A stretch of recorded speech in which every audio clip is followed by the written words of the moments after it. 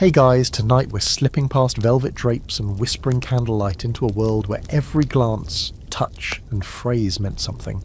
Where courtesans ruled not just beds but banquets, and where the real education didn't come from books. You're about to float through powdered parlours and secret salons, places where people paid fortunes for things they couldn't admit to wanting. Fair warning, you probably won't survive this if you're expecting a romantic comedy.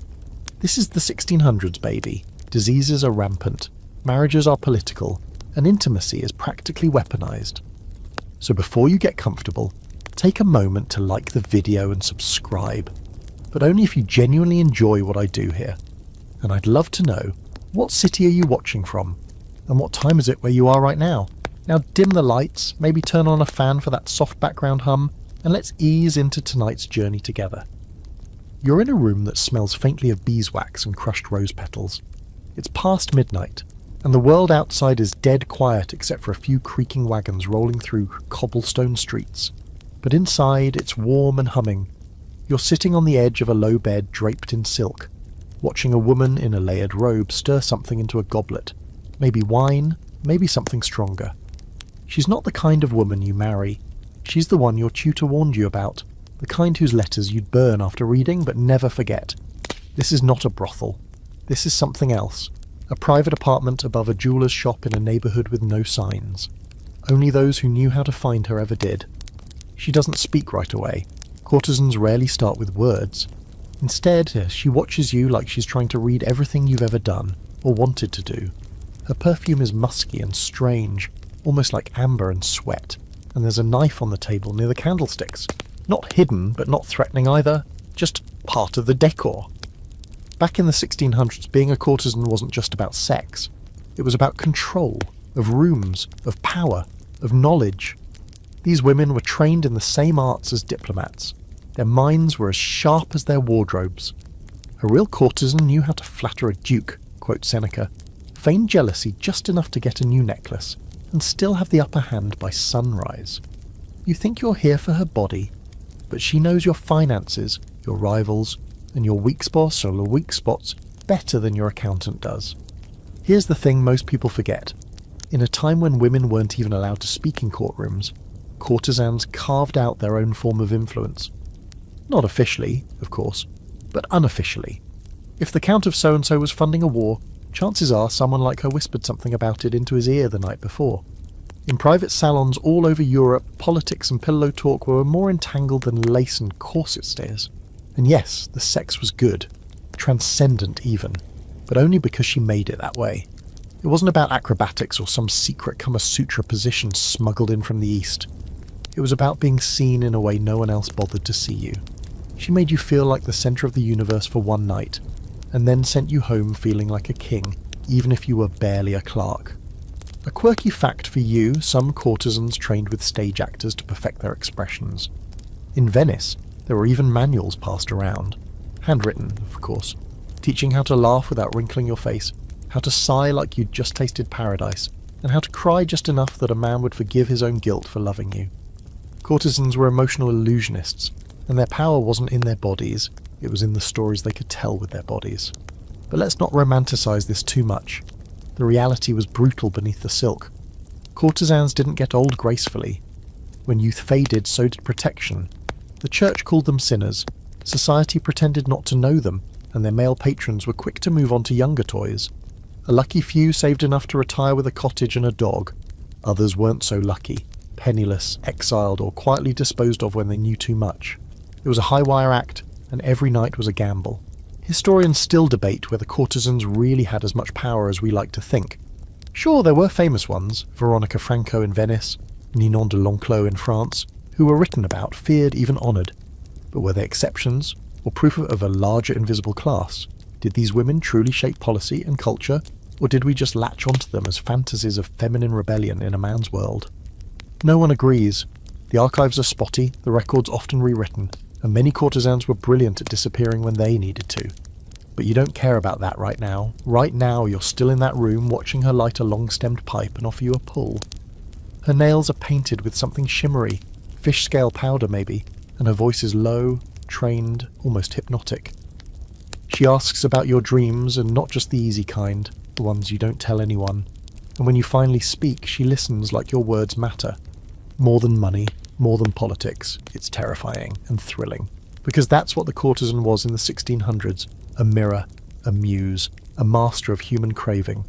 She taught sex, yes, but only as part of a larger lesson about power, vulnerability, and how far someone might go to feel alive. You finish your drink. She asks if you want to stay the night. You probably do. You wake to the sound of water lapping just outside the window, soft, rhythmic, like a lazy heartbeat against stone. For a second, you forget where you are. Then you feel the silk beneath your back, the stale sweetness of incense clinging to your hair, and the faint ache in your thighs. It comes back in pieces, the wine, the stories, the weight of her gaze. You sit up slowly. She's already gone. Of course she is. A woman like that never sleeps beside anyone. Sleep is too honest. You shuffle to the window and look out. Gondolas drift through the early grey of morning. The Grand Canal gleams like spilled mercury, reflecting the pale sky and the tops of faded palazzi. This is Venice, city of masks, city of secrets, city of transactions done under the cover of moonlight. And here, in the 1600s, it's already legendary. Not for its churches or its paintings, though there are plenty of those. No, Venice has earned another name, the pleasure capital of Europe. See, the thing about Venice was that it made indulgence feel like art. Sex wasn't a sin here. It was practically a civic attraction. And courtesans? They were more than tolerated. They were stars. Visitors came not just to see the architecture, but to experience something they couldn't get back home. Something silkier, smarter, less shameful. The courtesans of Venice were refined, witty, and staggeringly expensive. Some were even officially registered by the state. Yes, registered, as in given licenses to practice their craft, complete with codes of dress and zones of operation. You walk the narrow alleyways now, your boots echoing on wet stone, and notice how the buildings lean toward each other like gossiping women. Venice was a city built on trade and shadows. Here, power was always slightly offstage, always draped in velvet, and the courtesans knew how to work it. They didn't stand on corners, they held salons, they hosted poetry readings, musical performances, and philosophical debates. One could recite Petrarch and pour wine without spilling a drop. Clients weren't just paying for pleasure, they were paying for the illusion of being seen by someone who understood all their contradictions. Here's a quirky little twist. The wealthiest courtesans often paid for their own gondoliers, recognisable by their custom uniforms. Imagine gliding through the canals in a boat more lavish than most people's homes, just to arrive at your tailor's shop or your favourite bakery. Courtesans were fashion icons. They dictated style more than queens did. Some even had signature colours, think crimson veils or emerald slippers, so that men could whisper about spotting them at a distance. One woman, reportedly, had a sapphire-encrusted eye patch, not because she'd lost an eye, but because she could. But it wasn't all satin and pearls. Venice could turn on you. Quickly, a single rumour could cost a courtesan her entire client base, and once cast out, there was no coming back. Reputation was currency. Jealous wives, political enemies, or scorned lovers could end a career with a letter or a well-timed whisper. The state kept lists of honest courtesans and dishonest ones, the difference mostly who they upset. Historians argue whether Venice's openness about sex was progressive or just practical. Was it enlightenment? Or simply a city using vice to fund virtue? After all, Venice had a reputation to uphold, a place where indulgence met elegance, where morality bent gracefully like a bowstring. Some scholars say the courtesans were empowered women, carving out independence in a male world. Others say they were just more elegantly trapped, objects of consumption who knew how to look like they weren't. The truth probably lies somewhere in between. As you wander farther, you find yourself in the quieter part of the city, away from the grand piazzas. Here the stone gets slicker, and the smell of the lagoon sharpens. You pass a doorway with a carving above it, 2 doves and a fig tree. You've seen it before. It's the old symbol for a pleasure house that catered to nobles too discreet for the main canals. Not a brothel exactly, more like a retreat. Inside, women rid fortunes, sang duets, painted skin with gold powder, and sometimes, if the price was right, shared themselves. One of these places was rumoured to keep a book, a literal guest ledger, that detailed what each client liked, feared and confessed after too much wine. It was said to be passed down between madams with notes in the margins and code names for royalty. Imagine being immortalised not for your public acts, but for your private fantasies, stored in ink, just 3 floors above a fishmonger's stall. You stop for coffee. Well, what passes for coffee in this century? Bitter, thick, and barely sweetened. Across from you, a woman in a high-collared gown watches the canal with disinterest. Her rings sparkle, but not as much as her silence. You can tell by her stillness that she's someone. Maybe not a courtesan, but something adjacent.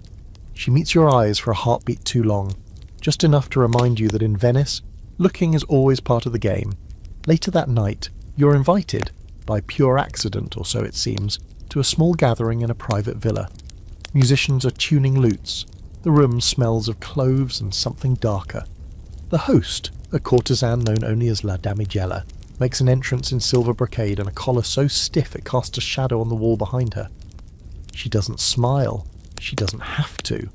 Every man stands a little straighter. Every woman watches with narrowed eyes. She speaks 5 languages. She's read Ovid and Machiavelli. She's allegedly seduced a Spanish ambassador and convinced him to abandon his post. Tonight she's reading a new poem, her own of course, about drowning in desire and emerging crowned in seaweed. Everyone claps, but she doesn't look up. She's not performing for them. She's performing for herself. And you're just watching, barely breathing, realizing you're in the presence of someone who has made seduction into a fully formed identity. It's not a job, it's not even a persona, it's a philosophy. And you're beginning to understand just how little you knew about intimacy before stepping into this world.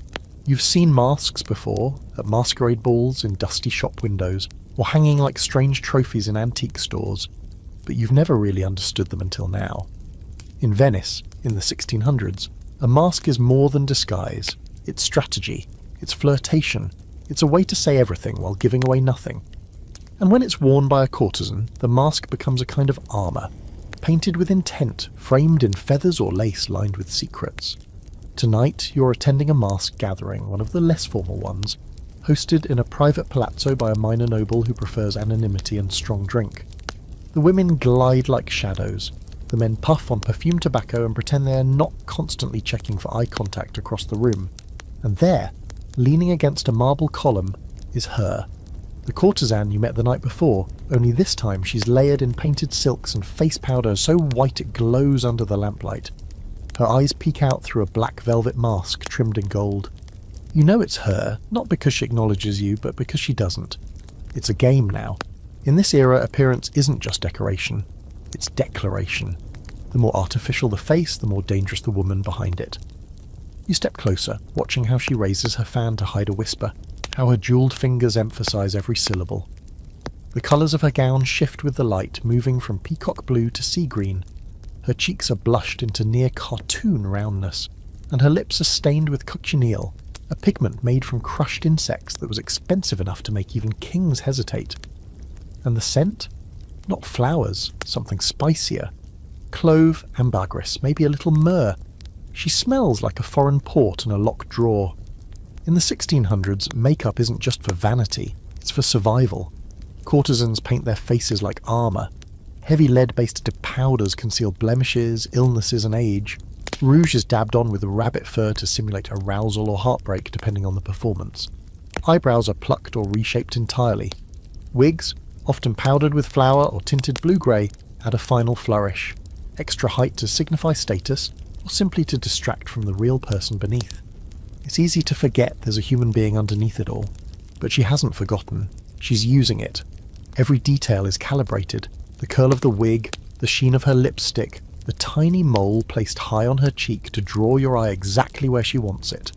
Even the way she turns her head is a kind of choreography. You're not falling for her, you're falling for the version she wants you to want. Here's a strange, delightful fact. Some women wore fake beauty spots called mouches, tiny patches of velvet or silk glued to the face in different shapes and locations, each with its own coded meaning. A spot near the mouth meant flirtation, near the right cheek, passion, near the eye, mourning.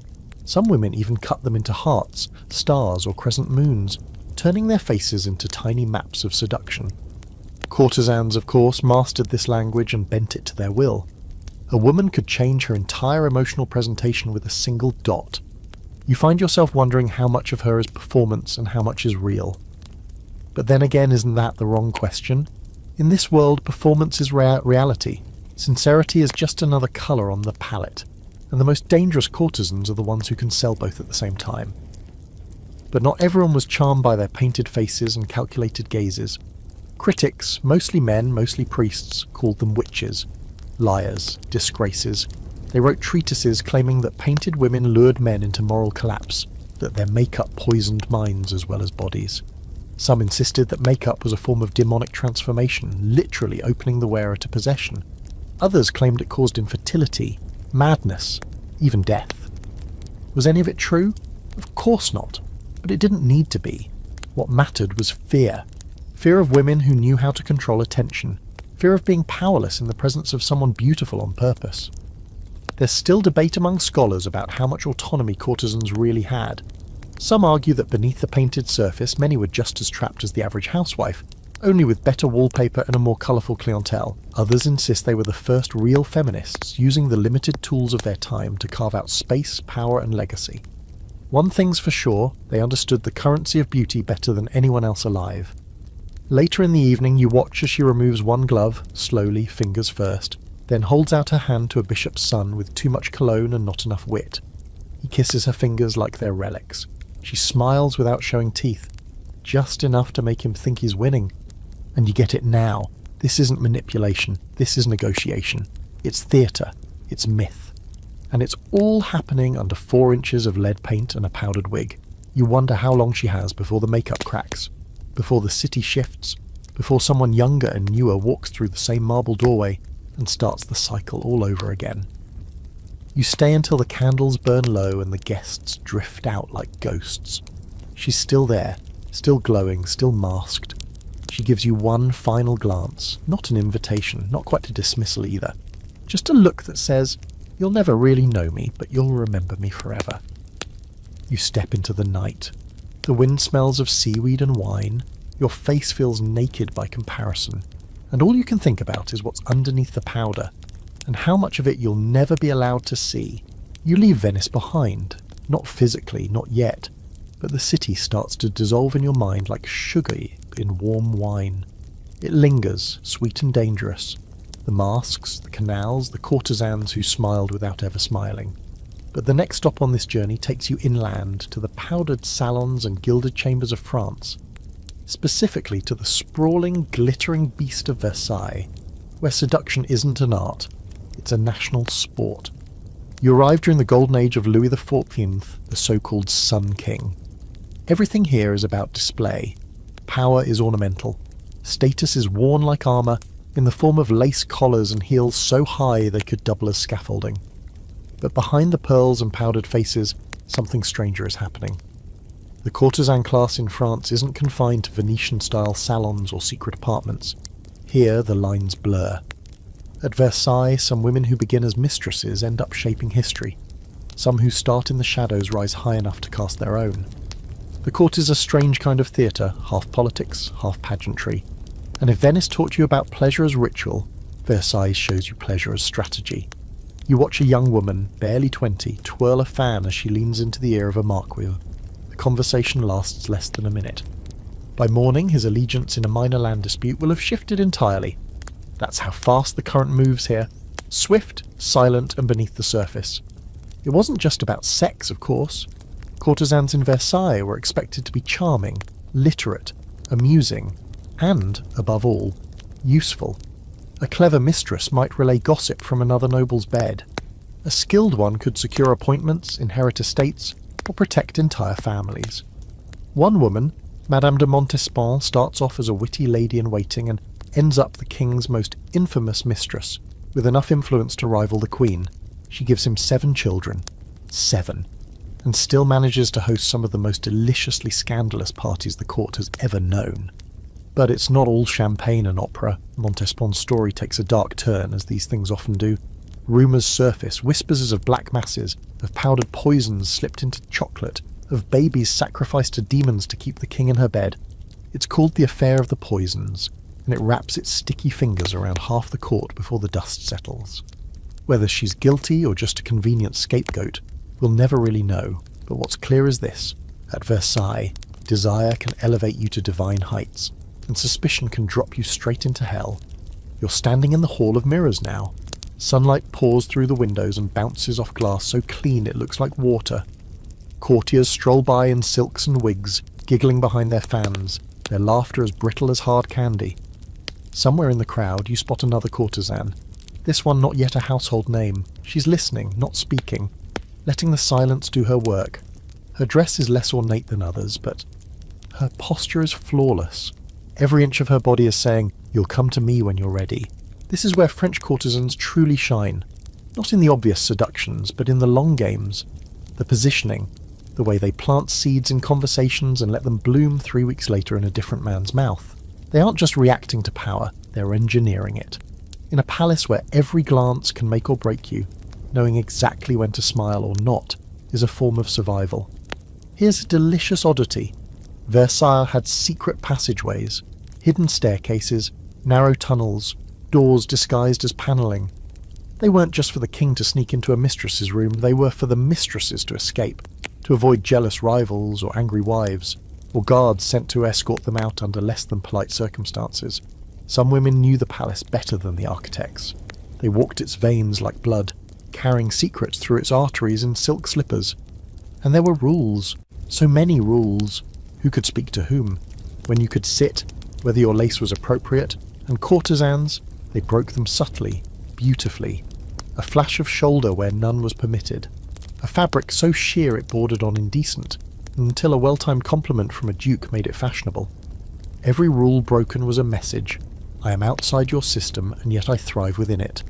Still, not all the seductions end well. You overhear a nobleman discussing a former favourite of the king, a girl who rose fast and fell even faster. She had wit, charm, a laugh like a crystal bell. But then came another, younger, blonder. Her name was barely dry on the list of royal guests before her apartments were reassigned and her jewels reclaimed. And just like that, she vanished. They say she moved to a convent, or maybe to Marseille, or maybe she threw herself into the Seine. No one knows, and no one dares to ask. Historians argue whether Versailles' courtesans had any real power, or were just symbols of a decadent court rotting from the inside. Was their influence meaningful or just ornamental? Some argue they shaped everything from war strategy to fashion. Others say they were tolerated so long as they entertained. The truth is likely both, respected and resented, protected and exploited, visible and invisible. You wander into a salon just in time to hear a reading. A woman stands by the fireplace, her voice steady as she recites a new sonnet about longing and betrayal. Everyone listens, even the men who usually dismiss poetry as ladies' talk. She finishes. There's a beat of silence, then applause. A marquis mutters to his friend, "She'd make a terrible wife, but a perfect mistress." They laugh. She does not. Later, as night creeps across the gardens, you find yourself on a terrace, alone with a glass of chilled wine. The stars overhead are faint, but steady. Below, the palace glows from within like a lantern, and you realise that every window flickering in that vast facade hides a story, a secret, a seduction. Some have been written down, most never will be. The courtesans of Versailles taught more than how to please. They taught how to listen, how to wait, how to make someone feel seen without ever showing your own face. And above all, they taught that power and desire are rarely separate, and that sometimes the most dangerous person in the room is the one who isn't supposed to be there at all. It's raining tonight, not a storm, not yet, just a soft drizzle that makes the world feel like it's wrapped in gauze. You're sitting beside a small writing desk in a Parisian apartment. No grand palace this time, just a narrow room with wood-panelled walls, candlelight, and the rustle of paper. She's writing, not to you, not yet. The courtesan you've been following, she has many names and none of them are real, is dipping her quill in ink that smells faintly of iron and lavender. And what she's writing isn't just flirtation, it's war by other means. In the 1600s, a well-written letter from a courtesan could undo a marriage, bankrupt a noble, or seal an alliance more binding than any treaty. These weren't love letters in the modern emoji-filled sense. They were strategic masterpieces, equal parts poetry, manipulation and performance. A courtesan might spend hours crafting a single phrase, weighing how much longing to show, how much distance to maintain, whether to include a perfume-soaked lock of hair or just let her ink do the seducing. You lean closer and read the first line. My thoughts wander to you not out of duty, but because my soul recognises yours as the safer cage. Oof! She's not pulling any punches tonight. Letters like these weren't just expressions of affection, they were tools of survival. A nobleman away at court needed to be reminded of what he left behind, and a courtesan needed him to remember her value. Intellectual, emotional, sensual. Every day he wasn't touching her skin. A single misplaced word could cost her a week's allowance or signal to a rival that the door was open. It's easy to romanticize this, sitting here watching her seal the envelope with wax and a crest that doesn't belong to her. But the stakes are very real. Postmasters could be bribed, servants could be bought, letters could be intercepted and used as blackmail or court gossip. You begin to understand that writing like this was both an act of love and an act of espionage. There's one especially bizarre detail from this period. Some women, usually the ones at the top of their game, used trained birds to deliver their messages. Not pigeons like soldiers used, no. These were smaller, flashier things, exotic birds brought in from colonies taught to fly between specific rooftops. It was absurdly risky and even more absurdly stylish. One Italian courtesan famously trained a parrot to repeat a coded phrase, "He drinks the bitter wine alone." No one ever figured out what it meant, but the parrot squawked it from the windowsill every morning until it mysteriously vanished. So did she. Tonight's letter, however, is going by hand, delivered by a coachman who's been with her for years and knows exactly who to bribe and who to blackmail to get it past the front gate. As he disappears into the rain, she sits back and sips her wine, amber-coloured, thick and sweet as syrup. She's already writing another letter. This one starts, "My dearest enemy." In the world of 17th century courtesans, written language carried a different kind of intimacy. In-person seduction could be masked with perfume, performance, or wine, but a letter, that was stripped bare, and yet it was also a kind of shield, allowing the writer to be bold, playful, cutting, or erotic, without having to read the reaction in real time. Some letters were kept, read over and over like sacred texts. Others were torn up the moment they were received, their message absorbed in secret. There's a debate among scholars about how many of these letters were genuine and how many were ghost-written by friends, secretaries, or even failed playwrights desperate for cash. One theory suggests that an entire network of scribes existed solely to help courtesans maintain their letter-based empires. You wonder, would it really matter? Whether the words were hers or someone else's, the emotion behind them was real, or at least effective. You move through time again, flipping through memory and metaphor, until you're in a quiet study somewhere in the south of France. A nobleman, grey-haired, paunchy, trying very hard to seem indifferent, is reading a letter by firelight. His hand trembles just slightly. The wax seal lies broken on the floor. He's reading the part where she tells him he's the only man who's ever made her doubt herself. She doesn't mean it, but it's exactly what he needs to hear. He folds the letter carefully, places it in a velvet pouch, and tucks it into his coat like a secret love spell. Tomorrow he'll cancel a meeting. Next week he'll send her a ruby pendant shaped like a drop of blood. He's already hers again, Judisne, and she hasn't even seen him in person in over a month. Back in the present, well, your present, you start to wonder what it must have felt like to be on the receiving end of one of these letters. To be seduced from 100 miles away, to feel like someone had carved your desires into ink just for you. In an era without text messages, these letters were portals. They made the absent feel present. They made fantasy feel real. And yet, there's a loneliness here too. You glance at the courtesan again, now leaning over the desk with her cheek in her palm. Her face is smeared with a bit of ink where she touched her temple without thinking. Her eyes look far away, not sad, not exactly, just tired.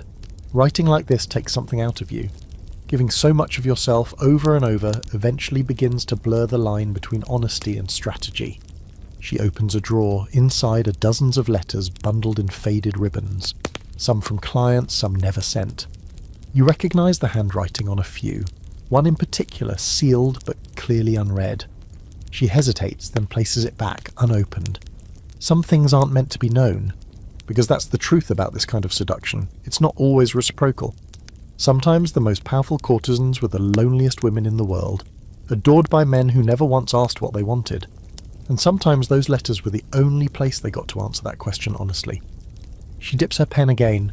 You watch the ink spread into the paper like dark lace. A new letter, a new performance, another move in the game.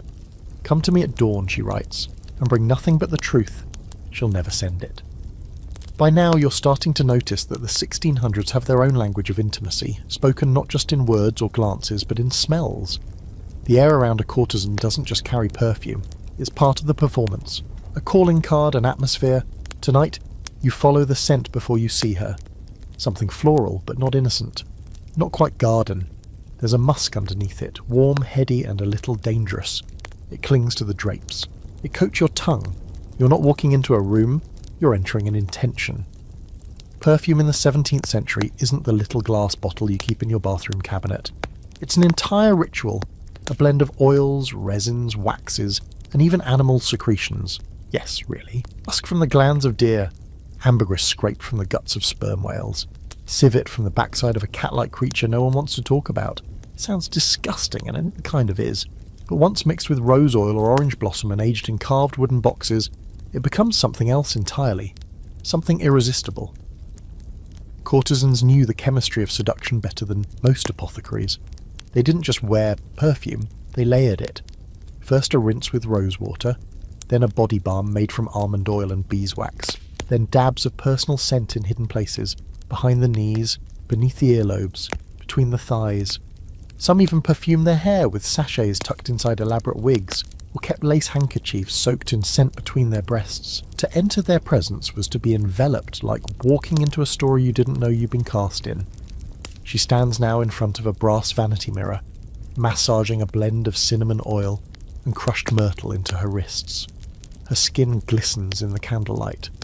The smell is sweet but spicy, syrupy almost, and it starts to rise with the warmth of her pulse. You watch from the doorway, quiet. She knows you're there. Of course she does. But she doesn't acknowledge you just yet. She's finishing the story she's about to tell with her scent. A strange but delightful footnote. Back then, they believed certain perfumes could ward off disease. People thought scent had power, not just sensual but spiritual. The right perfume could keep the plague away, or heartbreak, or jealousy. That last one was particularly popular. Elixirs made from crushed rosemary, lemon peel, and a drop of blood mixed with vinegar. Some courtesans even created signature blends meant to lock a man's heart. One infamous Italian blend was said to induce obsession. It contained crushed pearls, saffron, and just enough opium to leave the wearer dizzy. People lined up to buy it. And don't get her started on sweat. She tells you, half laughing, half serious, that true desire lives in the scent of skin. Not perfume, not oils, but the human smell beneath all of it. Some men, she says, beg not to bathe before a rendezvous. Others beg her not to. They want it raw, animal, sincere. A reminder that this isn't just performance, it's flesh. But there's a problem. Too much honesty in scent could be dangerous. Body odour wasn't just taboo, it was political. If a courtesan smelled wrong, it could signal poverty, illness, or worse, falling out of favour. So she balanced it. She used herbal rinses to keep her natural scent clean, then masked it with layers of curated aroma. She became a symphony. Sandalwood, frankincense, sweat, and maybe a trace of leather from the gloves she always wore when leaving the house. You remember hearing that some courtesans wore no perfume at all. It was their way of standing out, a blank space in a world saturated with scent. One woman in Madrid, known only as La Blanca, refused all oils, even in her hair. Men described her as smelling like clean linen and crushed rain. Whatever that meant, it worked.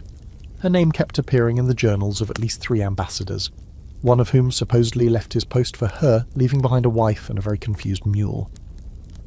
Historians are still baffled by the lack of consistency in scent-related customs across Europe during this time.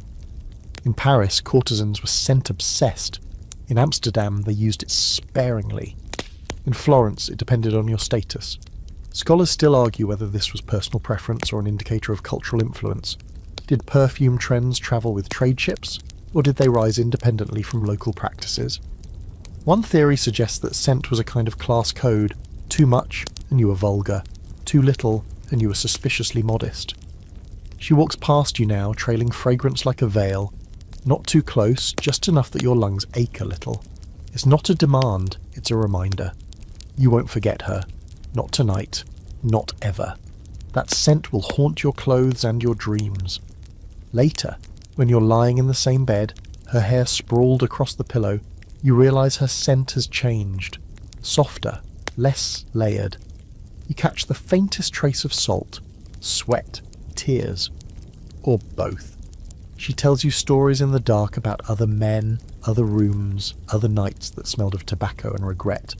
You ask her what you smell like. She says regret in advance. You don't know if it's a joke.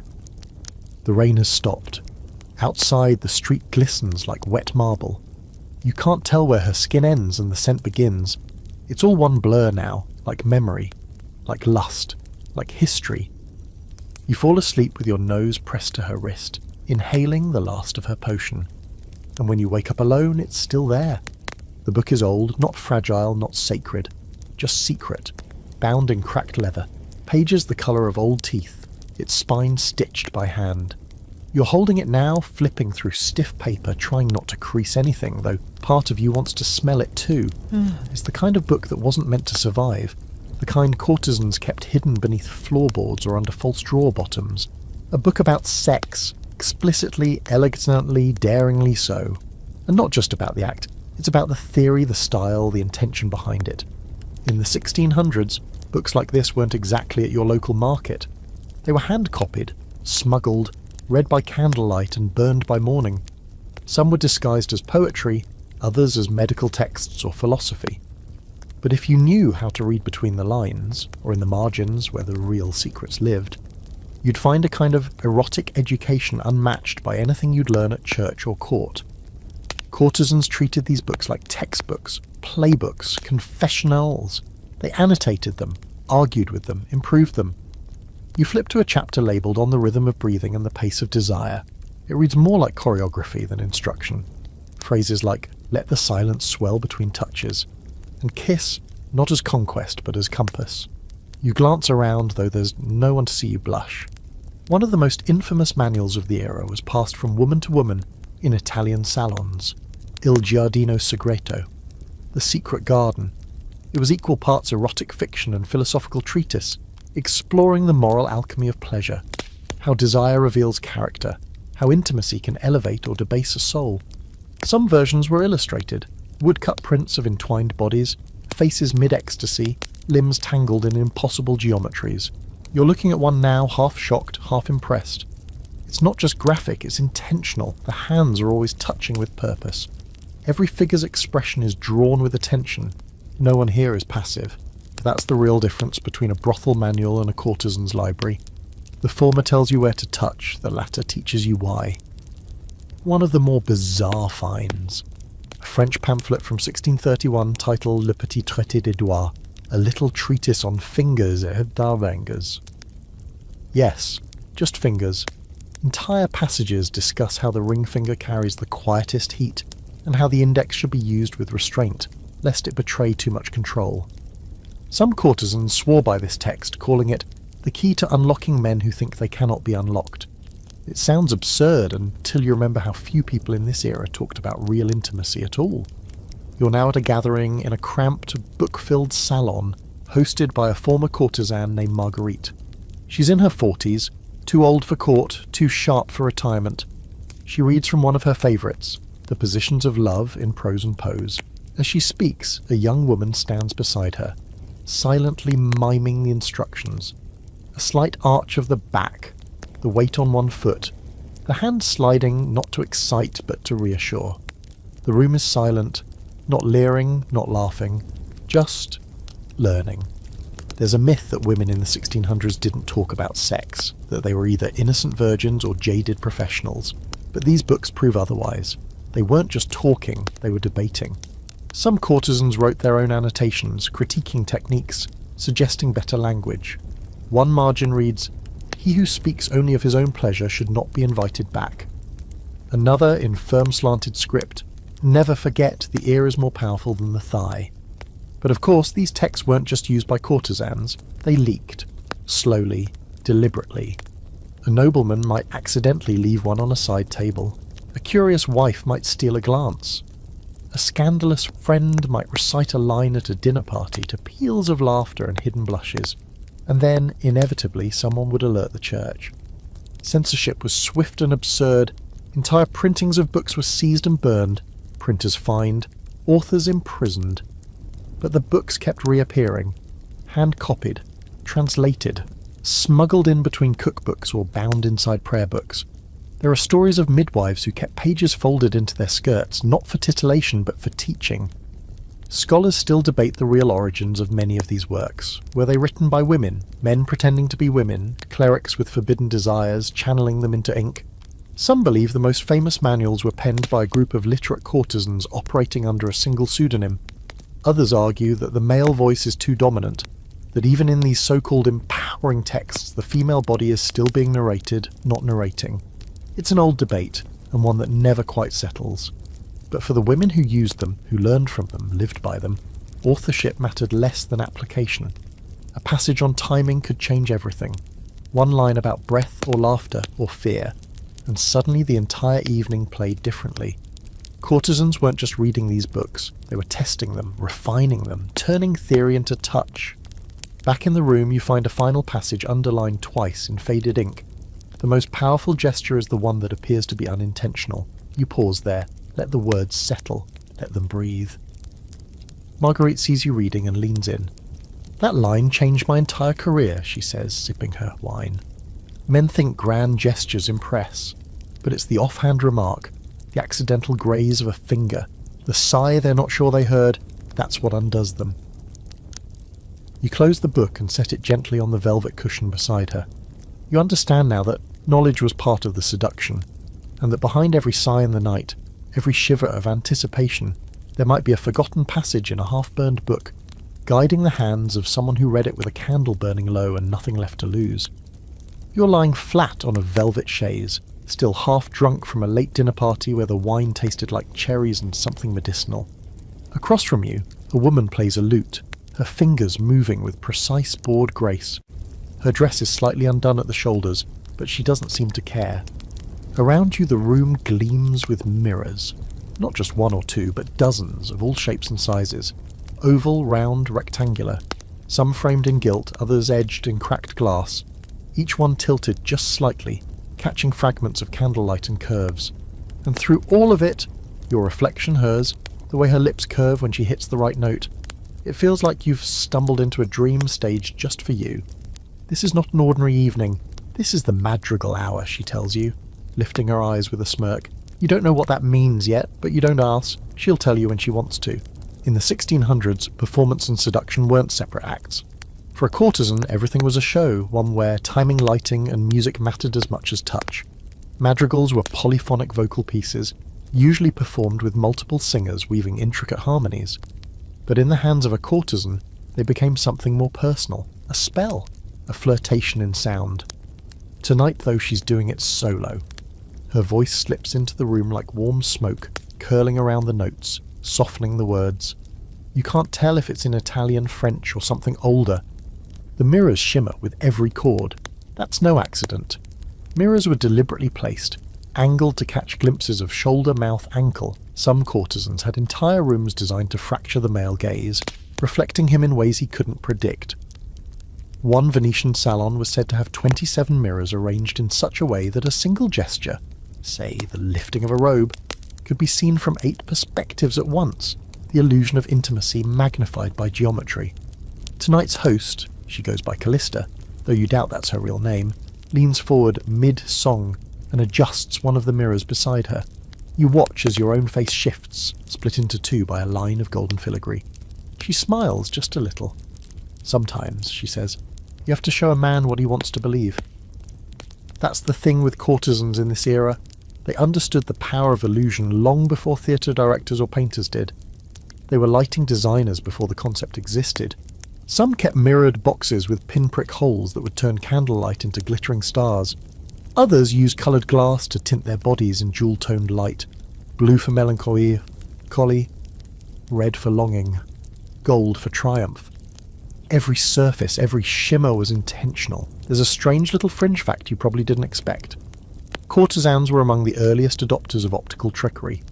One even collaborated with a lens grinder to develop what was essentially the prototype for a kaleidoscope, not for science, but for seduction. She used it to create fractal patterns of her body during performances, draping herself in silks and letting light refract across her skin, until men swore she had 3 arms or wings. Some believed she had magic. Others just emptied their coin purses in her name. And music. Oh, music was its own form of invitation. A well-placed lute, harp or clavichord could signal so much. The melody wasn't just background, it was commentary. A descending scale could hint at surrender, a sharp trill, rejection or maybe mockery. Some courtesans trained in conservatories, others learned by ear, mimicking the madrigals of court musicians, then subverting them, slowing the tempo, changing the key, twisting the lyrics into double entendre. Even the silence between notes could mean something, especially when paired with a slow glance through a mirror. You shift in your seat. The room feels warmer now, as though the air itself is responding. Callista finishes her song with a lingering chord, then turns the lute over gently in her lap. She doesn't bow, she doesn't need to. Instead, she stands and beckons you with one finger, not toward her, but toward a tall mirror framed in black wood. You approach it slowly. The reflection shows you both, side by side. But something feels off. You're smiling, but she's not. Or maybe it's the other way around. She leans close and says, "People trust their eyes too much." Then she presses her lips against your ear.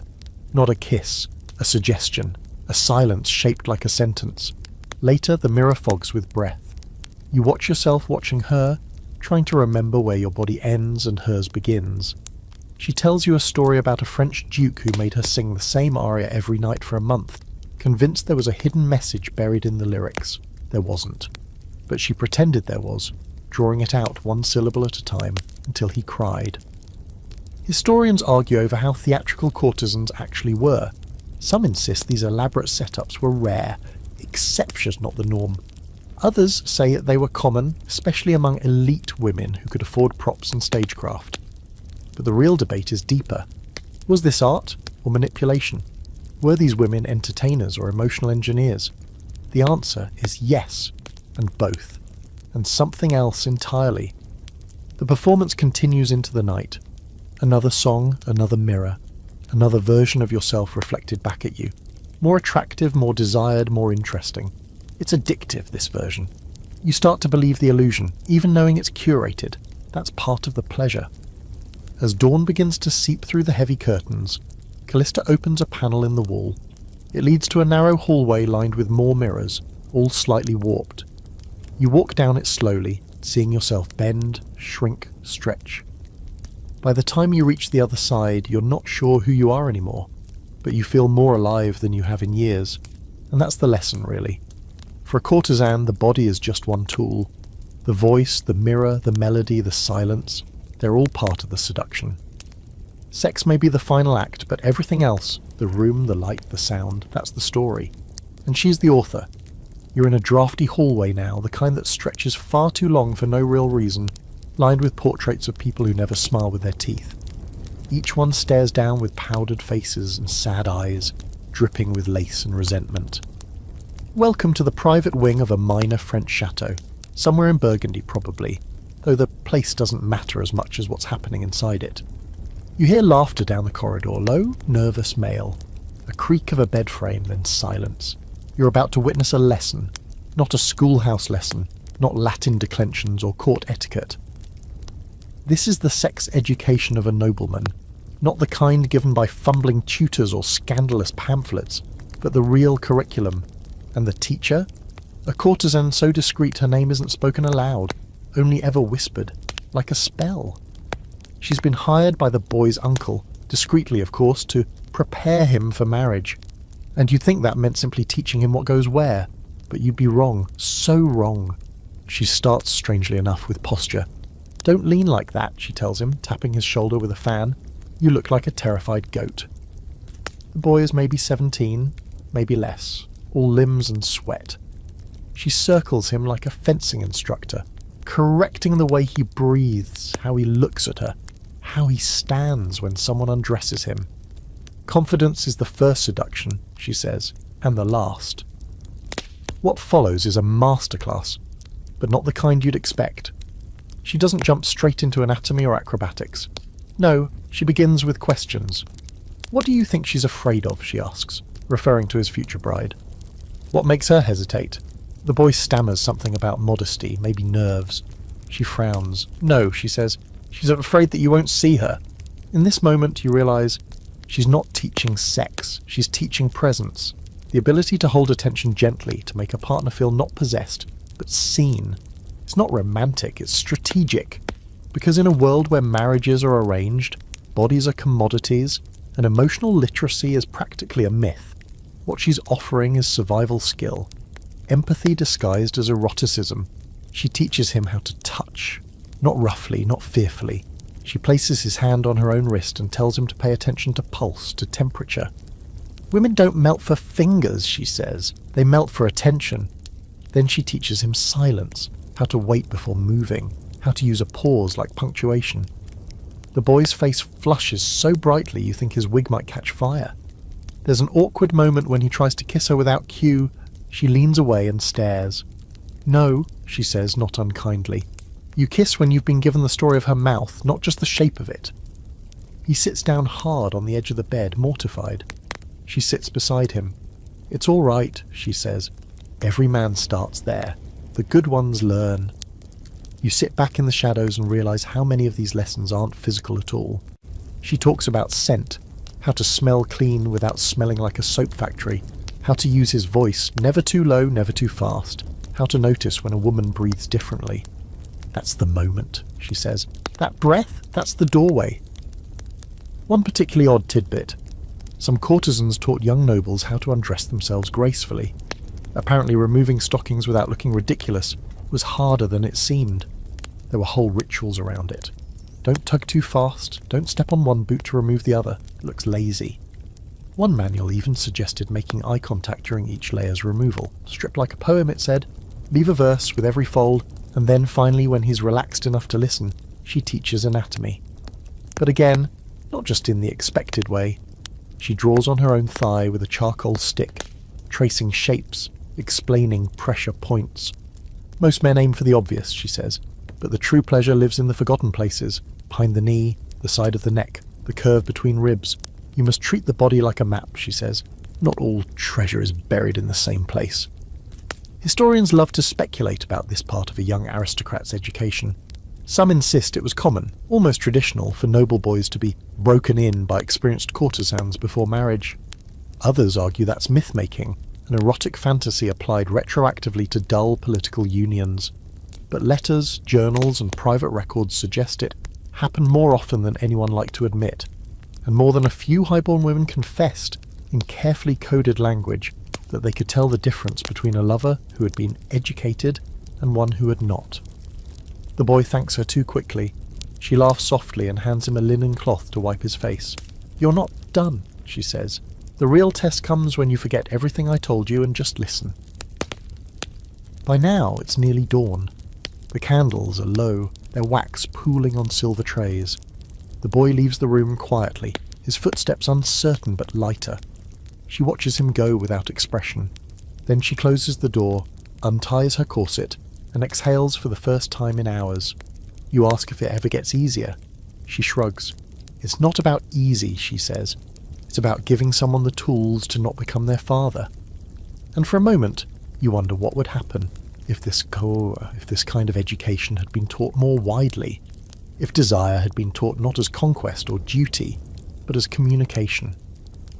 She lies back on the bed and says to no one in particular, "He'll be clumsy but kind. That's enough for a start. And you're in a cellar now, the kind of damp, flickering place where forbidden things are kept. Bottled wines, half-truths, and hand-carved erotic woodcuts. The kind that don't make it into history books unless someone finds them stuffed in a wall centuries later and gasps so hard they drop their latte. Tonight someone rolls out a small bundle of linen and untucks a stack of stiff yellowed paper. You lean in, your eyes adjust, and there they are. Positions, poses, entire scenes etched in painstaking detail by someone who clearly had more than a casual interest in flexibility. This isn't art for art's sake. This is instruction. Subversive, seductive, explicit. Each image has been rendered with a mix of anatomical curiosity and theatrical flair. A couple reclines on a chaise, mid-embrace, their limbs entangled like ivy. Another image features a group scene so creatively arranged it may require a compass and a diagram to follow. And yes, the genitals are front and centre, but so are the faces, and the eyes, the expressions, the drama of it all. These weren't your average barmaid pin-ups. No, these woodcuts were part of a quiet sexual revolution. The visual manuals of the courtesan class, smuggled from artist studios to salons to lovers' bedchambers. Often tucked behind innocent book covers or stitched into false bottoms of travel chests, they circulated in silence. No one ever admitted to owning them, yet somehow everyone seemed to have seen them. They were passed under tables, over cushions, behind tapestries, and sometimes, believe it or not, inside bread baskets. Yes, actual bread hollowed out and filled with smut. The most risqué croissants Europe has ever known. One such illustration catches your eye. A couple is shown mid-kiss, but it's not their bodies that draw you in, it's the way their hands are drawn. Not clutching, but open, hovering. It's not lust, it's reverence. And somehow that makes the image feel more intimate than all the exposed thighs and suggestively curved hips on the surrounding pages. Courtesans didn't just use these images to arouse, they used them to teach, to prepare, to offer options that wouldn't be discussed in polite society, or in marriage for that matter. These woodcuts offered possibilities. Permission, the idea that sex could be shaped like art, not just duty. A certain French collection, lovingly dubbed Les Jeux du Lit, the games of the bed, was passed among elite women in coded packages tied with ribbons. Every illustration had a title. The blossoming tulip, the stolen staircase, the swan's bow, flowery, yes, but the content, not subtle. You ask the woman showing you the prints, tall, sharp, with ink stains on her cuffs, if these were accurate or aspirational. She snorts. Both, she says. Some were warnings, others were goals. She explains that courtesans would sometimes commission custom illustrations to help train younger women. A sort of visual shorthand for techniques, rhythm, and body language. Not everyone learns the same way, she says. Some need touch, others need words, but some need to see. In one corner of the room, a girl no older than 16 studies a diagram with the focus of a mathematician solving for X. And yes, not all of it was refined. Some prints were downright comical, over-exaggerated this, anatomy, ridiculous positions, and one unfortunate German copy that depicted an orgy atop a horse-drawn carriage. No one could explain the logistics. Still, the point was clear. Sex was not fixed. It could be played with, laughed at, reimagined. Here's something deliciously weird. In some cities you could rent these woodcuts. Quietly, of course. A client could request a specific set, the widow's recline or the rope and the curtain, and a messenger would deliver them wrapped in wax paper, collect them 2 days later, and leave behind a fresh bottle of rosewater as thanks. A kind of underground library of sensuality. Historians still squabble over how widely these images circulated. Were they truly used by courtesans, or were they produced for the male gaze, then co-opted by women out of necessity? Some believe they were tools of resistance, a way to reclaim visual space to assert desire, without asking for permission. Others argue they simply reflect fantasy, not practice. But when you look at the care put into each face, the unhurried line work around fingers, the emphasis on shared gaze, you don't see male fantasy, you see conversation, you see agency. One print sticks with you. A woman sits upright, eyes locked with her partner's, her hand resting lightly on his chest as if measuring his heartbeat. The caption below reads, "The moment before, that's all." And suddenly the entire image deepens. It's not about the act, it's about timing, anticipation, that suspended breath right before skin meets skin. The woman rolls up the prints and tucks them back into their cloth, tying the bundle with casual precision. She nods at you. They don't teach these things anymore, she says. Not because they're obscene, but because they're effective. And she's right. These prints didn't just depict sex, they mapped it. They proposed that pleasure was more than friction. It was architecture, a composition, something that could be improved, practiced, mastered, and they handed that knowledge to those who were never supposed to have it. You step back into the cold hallway, the flicker of candlelight still dancing in your mind. You've seen things tonight that will follow you. Images etched not just on wood, but somewhere deeper. The next time someone looks at you with hunger, you'll remember the moment before and wonder what they're really after. Your body, or your breath. Then either way, you'll know how to respond. Tonight, the candles are arranged in a circle, their flames small and stubborn against the draught that slips through the cracks in the stone walls. You're in a room that smells like old wood, melted wax, and something green and sharp, rosemary, maybe, or mugwort. A courtesan, barefoot, ageless, and smiling like she knows what you're about to ask, kneels at the centre, arranging small bundles of herbs wrapped in ribbon. This isn't seduction, not directly. This is ritual. The courtesans of the 1600s didn't just know how to stir hearts and loins. They knew how to stir potions, fertility, desire, attraction, and even protection. All of it was part of their quiet, fragrant knowledge. They weren't witches, at least not officially. But they practiced what might look very close to magic, especially to men who didn't know better. Tonight, you're learning about the bedroom's hidden ingredients, the charms slipped under pillows, the oils dabbed on inner thighs, the dried fruit soaked in wine and whispered over at midnight. Sex in this era was soaked in myth. People believed in humours, in bodily vapours, in cosmic timing. And courtesans, they knew how to turn that superstition into leverage. Because if a man thinks you've enchanted him, he'll return. And if he returns, you win. The courtesan before you, she calls herself Amélie tonight, pours a mixture of red wine, crushed clove, and honey into a small ceramic cup. Drink it before you ask for anything, she tells you. It softens your voice. You drink. It burns a little, then coats your throat like velvet. She nods, satisfied. Better, she says. She shows you a pouch of dried apple seeds and yarrow. For conception, she explains. Not her own, of course, never her own, but for the wives and mistresses of men who came to her desperate. A nobleman who had been married 10 years without children. A merchant's second wife who feared replacement. They never thank you properly, Amélie says, but they always remember. One particularly strange little fact.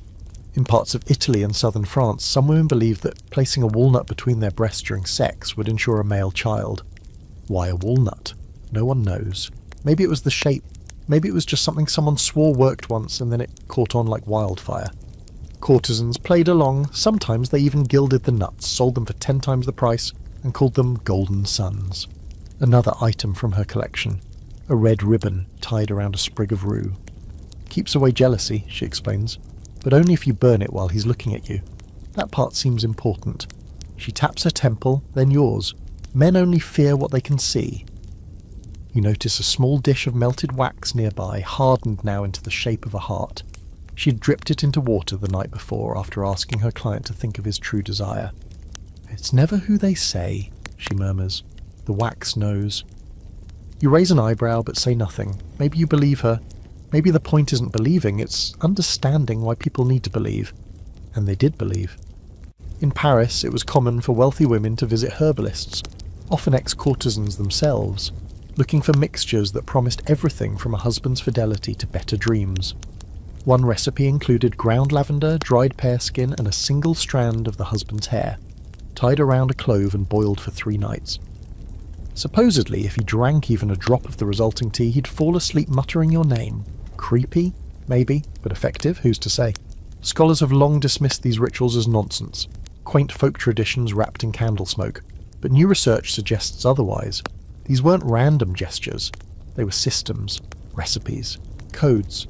They were passed from woman to woman like currency, and when you didn't have money or title, a charm that could make someone love you, or even just listen to you, was priceless. Amélie walks you over to a low table covered in parchment scraps. Each one has symbols, tiny ink drawings, or single words scrawled in Latin, Italian, Greek. Some are prayers, some are curses. One reads only, sanguis inflamma, blood inflame. You don't ask what it's for, you probably don't want to know. Then comes the bath. Not for cleanliness, for intention. She fills a copper tub with herbs, chamomile, rose petals, sage, and pours in warmed goat milk. She drops in coins from 5 different provinces, a trick to attract wealthy travellers. Let it cool, she says. Then soak. Think about what you want them to see when they look at you. This isn't about spells, not really. It's about focus. You realise that every step, every mix of herbs, every whispered name, and every soft breath drawn before a touch isn't superstition. It's preparation, the kind that slows your heartbeat, clears your mind, trailboy, and makes you present. Maybe the magic is just what happens when someone believes they are more than just a body. And don't think for a moment the men were immune. One courtesan reportedly fed her client a syrup made from saffron and pomegranate seed before every meeting. He claimed it made his hand steadier and his heart lighter. Another pressed a rose petal under the tongue of a Spanish envoy and told him it would make her taste sweeter. He begged for her for months after. Sometimes they brought her flowers, sometimes weapons. One brought his wife. You ask Amelie if she believes in any of it. She smiles. Belief isn't the point, she says. They do. That's enough. You leave with a sachet tucked into your coat. It smells of cinnamon, basil, and something else you can't name. She says to place it beneath your bed, but only on nights when you want to remember. Later, when the moon rises and the room is still, you find yourself reaching for it. Not because you think it's magic, but because you're starting to understand that sometimes the line between ritual and reality is thinner than a red ribbon tied around a sprig of rue. And sometimes it smells like a memory you haven't made yet. It's nearly silent inside the convent. The kind of silence that presses against your skin, makes you speak in whispers even when no one's around. You're standing in a long stone hallway, lit by shafts of morning light slicing in through narrow arched windows. Somewhere down the corridor, a bell tolls. You hear the echo of footsteps, slow, deliberate, slippered. A young nun passes by with a stack of linens in her arms. She gives you a polite nod. Her eyes linger half a second longer than they should. Welcome to the strangest secret of the 1600s. Not all the chastity in convents was as untouched as it looked. You've stepped into the space where sacred vows and carnal whispers collided, where celibacy was preached but not always practiced. And if that sounds scandalous, well, it was, quietly, carefully, almost artistically. Convents were in many ways a refuge. Not all women there were pious or called to spiritual life. Some were born into families who couldn't or wouldn't afford to marry them off. Some were second or third daughters, sent to live among stone and scripture so they wouldn't become anyone's problem. Others came voluntarily, fleeing bad marriages, or worse, reputations, and among them were a few who knew more about seduction than any priest ever dared imagine. The woman you meet today calls herself Sister Eleanor.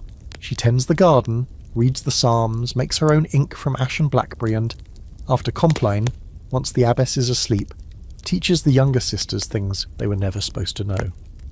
She speaks gently, moves slowly, but there's something sharp behind her gaze, like a candle that won't go out. You sit with her in a tiny room that smells of lavender and old books. She pours tea laced with lemon balm and tells you about the visits, noblemen, merchants, diplomats, some seeking penance, others pretending to. They came for confession, sure, but some stayed longer than they should. Some offered donations, food, protection. Some asked for prayers, others asked for warmth, and sometimes, rarely but memorably, they got it. There are rumours, always, a bishop who fathered a child in a convent in Naples, a nun in Bruges, whose private writings were found to contain not just psalms, but detailed instructions on erotic massage, a group of sisters in Milan who hosted moon rituals that conveniently aligned with the arrival of certain male visitors. All of it dismissed as gossip, but as Eleanor says with a shrug, where there is smoke there was probably someone very flustered trying to hide a candle. She leads you through the garden, pointing out herbs that serve multiple purposes. Sage for clarity, rue for cleansing, mandrake, dangerous if misused, powerful if not. We call it the root of dreaming, she says, brushing dirt from a sprig with her thumb. Too much, and you forget who you are. Just enough, and you remember who you were. She doesn't say it, but you understand desire was not banished here.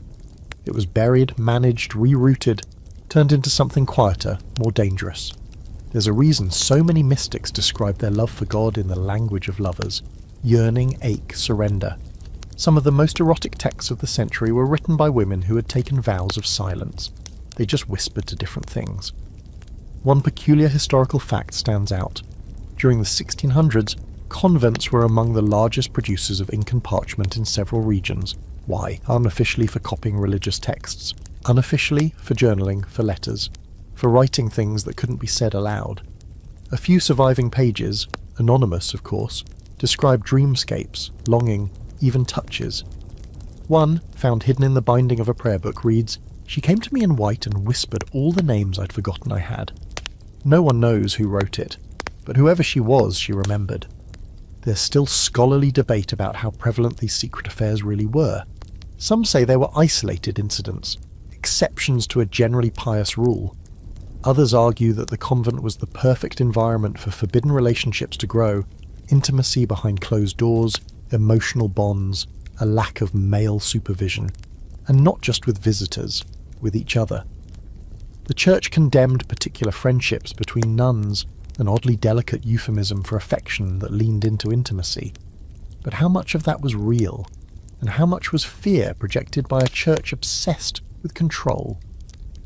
Eleanor stops by the chapel door and presses your hand. Her fingers are warm and worn. She smiles faintly. "There's more than one kind of hunger," she says, "and not all of it ends at the mouth. You notice now the carvings in the wood beams above. They look like flowers at first, roses, lilies, the usual. But then you see one that looks oddly like a fig, and another like two hands, not in prayer, but entwined. Subtle, quiet defiance carved in holy wood. Messages for those who knew how to read them. Before you leave, she gives you a scrap of linen, folded neatly, scented faintly of frankincense and rose. Inside it, a single sentence written in spidery hand. You cannot touch the body without touching the soul, no name, no explanation, and it was just that. Later that night, as you rest in the small guest room near the cloister, you hear soft singing from down the hall. Not hymns, something slower, older. You don't understand the words, but the ache in them is universal. And you think about all the women in stone walls across centuries holding desire like a flame cupped in their hands, never extinguished, only hidden. You're backstage now, not in a theatre exactly, but somewhere that feels just as choreographed. Velvet curtains hang like sleeping giants, and gas lamps flicker against cracked plaster walls. You hear the rustle of skirts, the clink of jewellery, and the practised exhale of a woman calming her heartbeat before her cue. A courtesan stands before a full-length mirror, adjusting the tilt of her head with the precision of a dancer. She's not on stage yet, but she might as well be. Tonight, she performs the body. This is the theatre of the 1600s, not just opera houses and candlelit stages, but boudoirs, salons and private chambers. Places where the performance didn't end with applause, it ended in bed. Or not at all. Because for courtesans, the performance wasn't just a show, it was survival. She smooths her sleeves and glides across the room like water poured from a silver cup. You watch her rehearse a laugh, test a line of poetry, then drop into a curtsy so graceful it feels like a spell. This isn't vanity, it's technique, and behind every tilt of the wrist or arch of the brow is intention. You think seduction is instinct? Think again. For women like her, it's rehearsed like a monologue. In the 16th century, courtesans didn't just sleep with men, they performed for them. And not just during sex. At dinners, they played the harpsichord, recited poetry, told stories with punchlines timed like sonnets. At salons, they debated philosophers, mimicked noble women with scandalous accuracy, and delivered gossip with just enough truth to cause a stir. Their bodies were part of the act, sure, but their voices were often sharper. A well-trained courtesan knew how to enter a room so that everyone noticed, but no one could say why. She knew how to feign surprise without actually being surprised. How to cry with one eye and smirk with the other. It wasn't just charm, it was theatre. And the audience? Always watching, always paying. Here's a quirky little historical gem. Some courtesans trained with actual stage actors, especially comedic performers. Why? Because timing is everything. Laughter is foreplay. You want to be remembered? Make a man laugh and think he came up with the joke. Several famous Venetian courtesans were known to give private performances dressed as male characters, mimicking the pompous voices of cardinals or the nasal whine of their patrons' wives. Not everyone laughed, but the ones who did came back, with gifts. You shift on your feet and ask her, this courtesan who calls herself Belladonna tonight, how long it takes to master the act. She rolls her eyes. There is no mastery, she says, only illusion. She reaches behind her and unties the stays of her gown, letting it slide off her shoulder with a practised shrug. You think this is easy? She asks. Try making a man believe he chose you, after you spent 6 weeks choosing him. And don't forget the walk. Courtesans had signature walks. Fluid, gliding, with just enough sway to hint but not scream. One famous Parisian performer reportedly practiced her steps between 2 lines of stacked books, each topped with pearls. If the pearls fell, she started over. Another was said to have rehearsed her entrance into salons by descending staircases with different emotional narratives. Heartbreak, triumph, mischief. Each one had a different rhythm, a different breath. Scholars have tried to trace the origin of this body theatre. Was it inspired by court masks, by commedia dell'arte? Some say courtesans co-opted male gestures and filtered them through sensuality. Others argue they were reacting against the limited roles available to women elsewhere. If you couldn't be a duchess or a playwright, you could at least be unforgettable. And what better way to be remembered than by becoming a walking story? You ask belladonna if it ever gets exhausting. Of course, she says, but exhaustion is part of the performance. The droop of the shoulder, the sigh, the moment they ask if you're okay. That's when they start to feel something. She smiles, and once they feel, they're yours. She moves toward a small stage tucked behind a curtain, a raised platform with a single chair and a glass of wine. She doesn't invite you to sit. She takes the chair herself. Then she begins a story, slow, winding, almost hypnotic. It's about a general who tried to win her with war medals and a baker who did it with bread. You laugh. She lets the laughter build. Then she softens, her voice drops. But it was the poet, she says, who left me letters shaped like birds. She lets the silence hang. Performance, you realise, isn't about spectacle. It's about pacing and presence. The ability to hold a room in the palm of your hand without squeezing. You remember something odd from earlier. A rumour that some courtesans trained their breath to match the tempo of music played during dinner parties, syncing themselves with the room's rhythm so no one noticed they were in control. Is that true? Maybe, maybe not.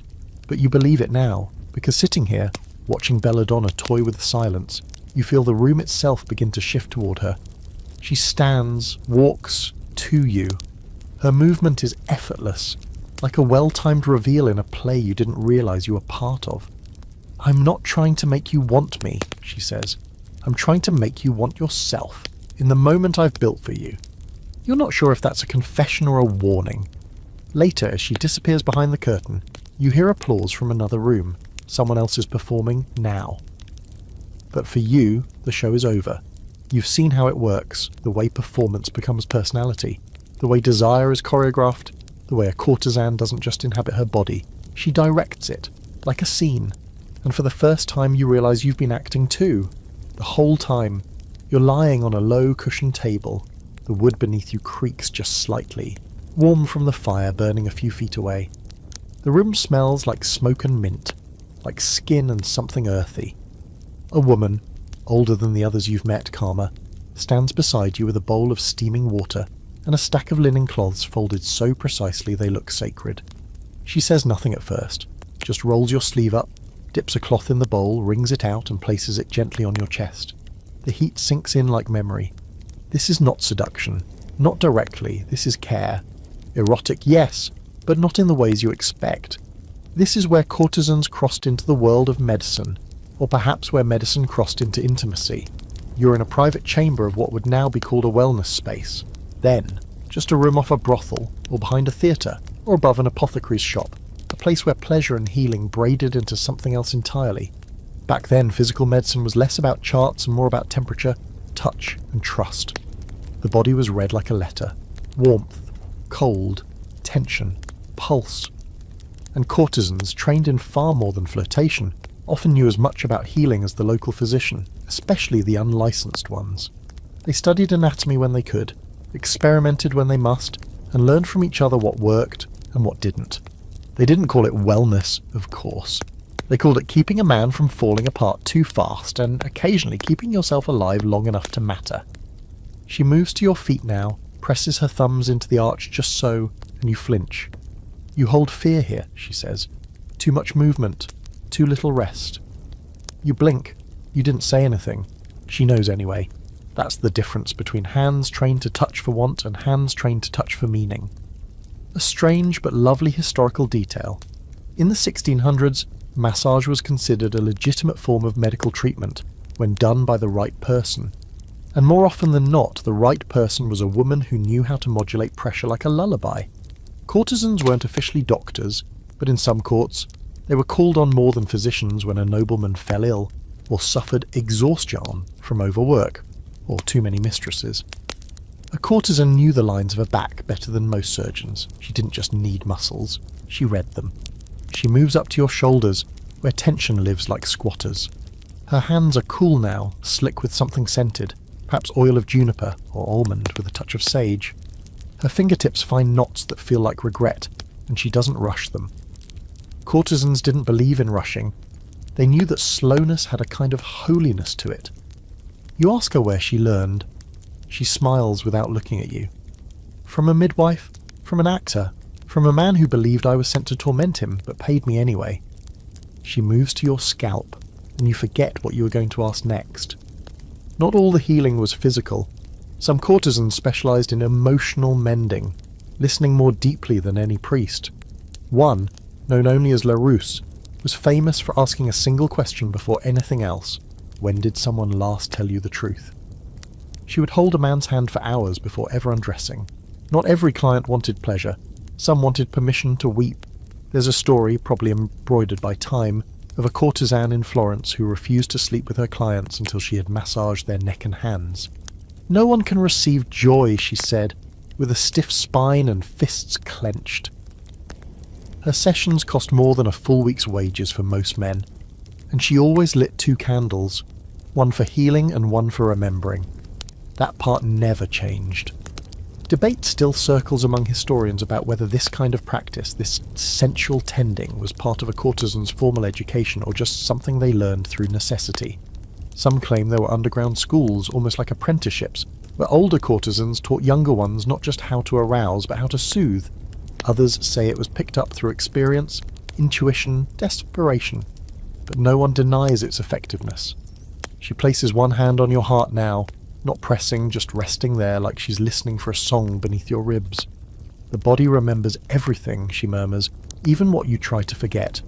You don't move, you don't speak. You're afraid that if you do, whatever she's found will disappear back into the cracks of your bones. Touch, when given without demand, has its own kind of eroticism, not the urgent kind, the kind that says, I see you, and I don't need anything from you. Courtesans knew how rare that was, and they made it their secret art. She lifts her hand, the room feels heavier without it. There's a small table nearby with bowls of heated stones, lavender leaves drying on cloth, and a collection of smooth seashells arranged in a spiral. For listening, she says. You pick one up and hold it to your ear. No ocean, just your own blood moving. Before you go, she hands you a vial of thick amber-coloured oil. For when you forget that your body is more than function, she says. You ask if it's for massage. She shakes her head. No, she says. It's for remembering softness. On days when you think you have to be steel. And as you step out into the early dusk, skin warm and scent still clinging to you like memory, you wonder how many others walked out of that room having discovered that healing and arousal weren't opposites after all. They were twins, just separated at birth. You're back in a palace tonight, lit, one of the big ones with too many rooms and not enough secrets left to keep.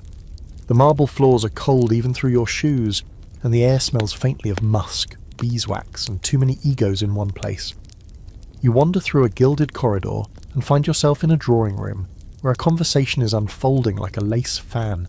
3 women in towering wigs sip wine that looks more like syrup than liquid, and the man they're teasing, an aging count with a face like boiled mutton, is pretending not to mind that they keep glancing at his chest instead of his eyes. Then the topic shifts. Quietly, suddenly. One woman leans in and whispers a name. Madame de Berry. The Count freezes, wine halfway to his mouth.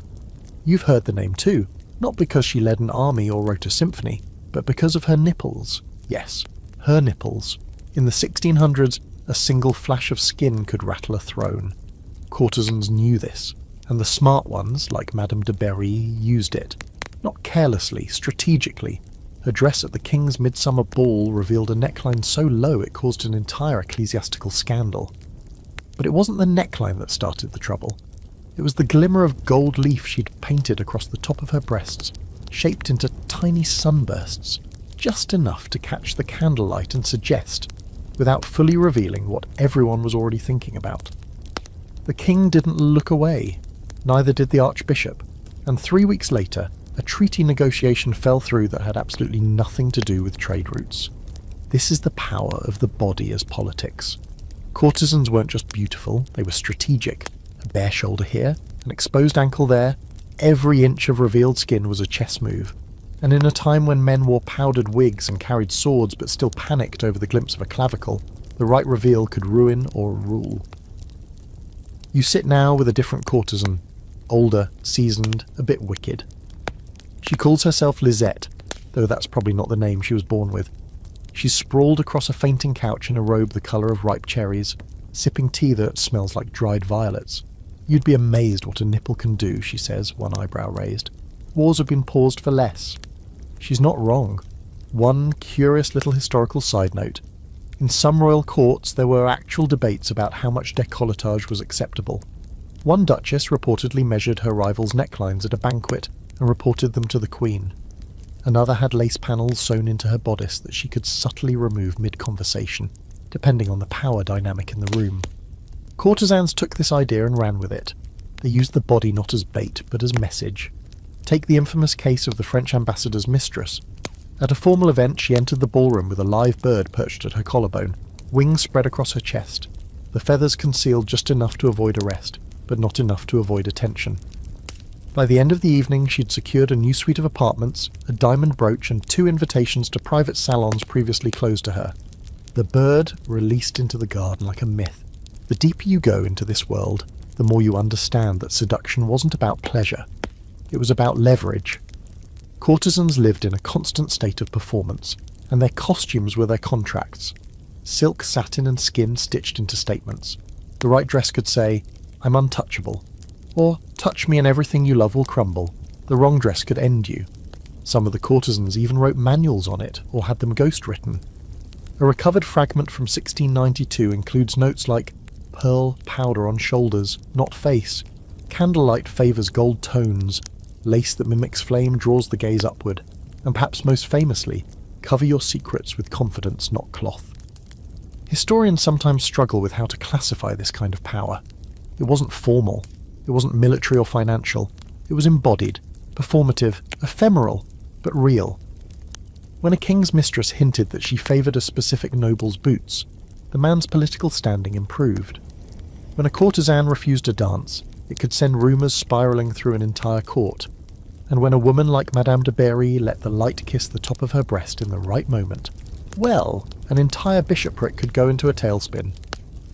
Lisette pulls you back to the present with a chuckle. "The real trick," she says, setting down her cup, "is making them think it was their idea to look." She stands, brushes non-existent dust from her robe, and walks to the mirror. She adjusts her bodice, just a little. You notice it. Of course you do, that's the point. And here's where it gets even weirder. Nipple gossip didn't just stay in the salon or the ballroom. It travelled. It turned up in plays, poems, even court documents. A record from a trial in Brussels mentions a courtesan who weaponized her bosom with insidious success. What does that even mean? You don't know, but you're sure it worked. You leave the room feeling slightly dizzy. Not from wine, from the realization that a single square inch of skin could alter history. That the female body, when wielded with intention, didn't just disrupt systems, it rewrote them. Quietly, elegantly, one sunlit shoulder at a time. Later that night, as you lie in bed, you picture candlelight dancing across pale skin, catching in the fine shimmer of powdered gold. You think of the whispered names, the narrowed eyes, the treaties that never happened. And you finally understand why kings feared courtesans far more than soldiers. There's a door in front of you, thick, lacquered and painted black, with an iron knocker shaped like a lion's paw. No number, no name, just a red silk ribbon tied loosely around the handle. That's the invitation. You knock. The door swings open without a sound. A woman in a white mask and a floor-length wig gestures you inside, says nothing, and vanishes. You're not sure whether to follow or run, but you're here now. Welcome to the chamber where wigs, whips and role-play are all part of the lesson plan. In the 1600s, not everything about sex was soft sighs and candlelight. Sometimes it was loud, dangerous, scripted, wild, and sometimes it was something entirely stranger. Desire not as spontaneity, but as performance, pushed to its furthest, most ridiculous and most thrilling limits. What happened behind these heavy doors wasn't for the faint of heart or fragile of ego, but for courtesans, it was business, it was theatre, and in its own way it was liberation. You're led through a corridor lit only by lanterns shaded in crimson silk. The shadows stretch long and tall like something out of a dream, or a memory you never had but somehow miss.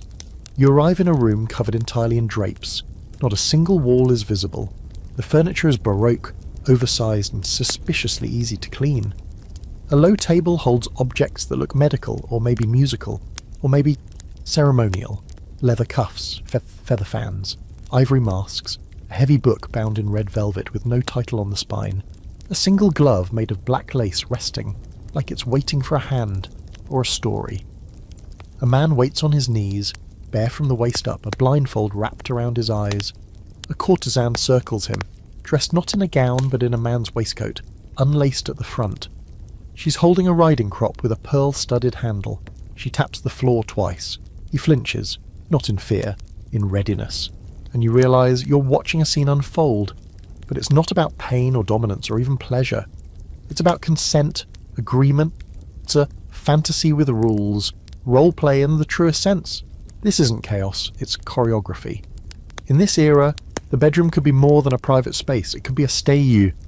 And courtesans were playwrights and performers all at once. Some kept trunks filled with costumes, nuns' habits, royal robes, maid uniforms, even men's clothing tailored for their hips. Others maintained personas with names, accents, and invented pasts that changed depending on the client. You could spend the night with a pirate queen, a stoic swordswoman, or a widowed duchess with a taste for poetry and revenge, for a price. And the wigs? Oh, the wigs were everything. Towering constructions of hair, feathers, glass beads, and occasionally small mechanical birds. Each one told a story. The higher the wig, the more outrageous the fantasy. A popular roleplay involved Marie de Medici wigs styled like ships at sea. Clients pretending to be rescued sailors, brought to shore for recovery. Courtesans even wrote scripts for the men too nervous to improvise. One woman reportedly charged extra for performance coaching, including breathwork and line readings. She said shy men were her favourite. They follow stage directions. Here's a bizarre historical tidbit.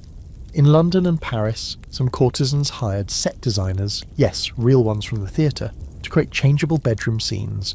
Forests, courts, altars, even caves. One notorious favourite, a mock confessional booth with velvet curtains and 2 entrances. The roles of priest and sinner rotated depending on mood. It was said that certain bishops privately funded these designs under false names. The line between penance and indulgence got confusing. You sit quietly as the courtesan taps the blindfolded man's shoulders with the crop, left, then right, then down his spine. He breathes in a pattern she clearly taught him. She never raises her voice. She commands without shouting. The room watches. And when she finally removes his blindfold and whispers something in his ear, he exhales like someone who's just been forgiven, or baptized, or broken open. Roleplay at its core is not deception. It's honesty filtered through artifice. The freedom to act out something unspeakable without judgment, without history, without the crushing weight of self-awareness. Courtesans understood this intuitively. They offered clients the safety of unreality. You want to be a servant tonight, a prisoner, a god? Done, but only if you follow the rules. And there were rules, always. Code words, taps, signals. A courtesan didn't just lead, she protected. She read the room constantly, adjusted the scene if someone strayed too far into discomfort or danger. The illusion was complete, but never careless. Scholars still argue whether these chambers were common or rare. Whispers suggest they were more widespread than records admit, because they were expensive, yes, but also discreet. It was easier to hide a role-play salon behind a tailor's shop than to explain why your senator cousin was wearing a feathered mask and tied to a chair. Most evidence comes from private letters, intercepted journals, and the occasional drawing smuggled in a sleeve. One anonymous sketch simply titled Thursday shows 3 figures in wigs and nothing else. reenacting a courtroom scene with a gavel carved from ivory and an audience of one. You stand to leave, but the courtesan catches your wrist, gently. She leans close and says, "Tell me, if you could play any part tonight, who would you be?"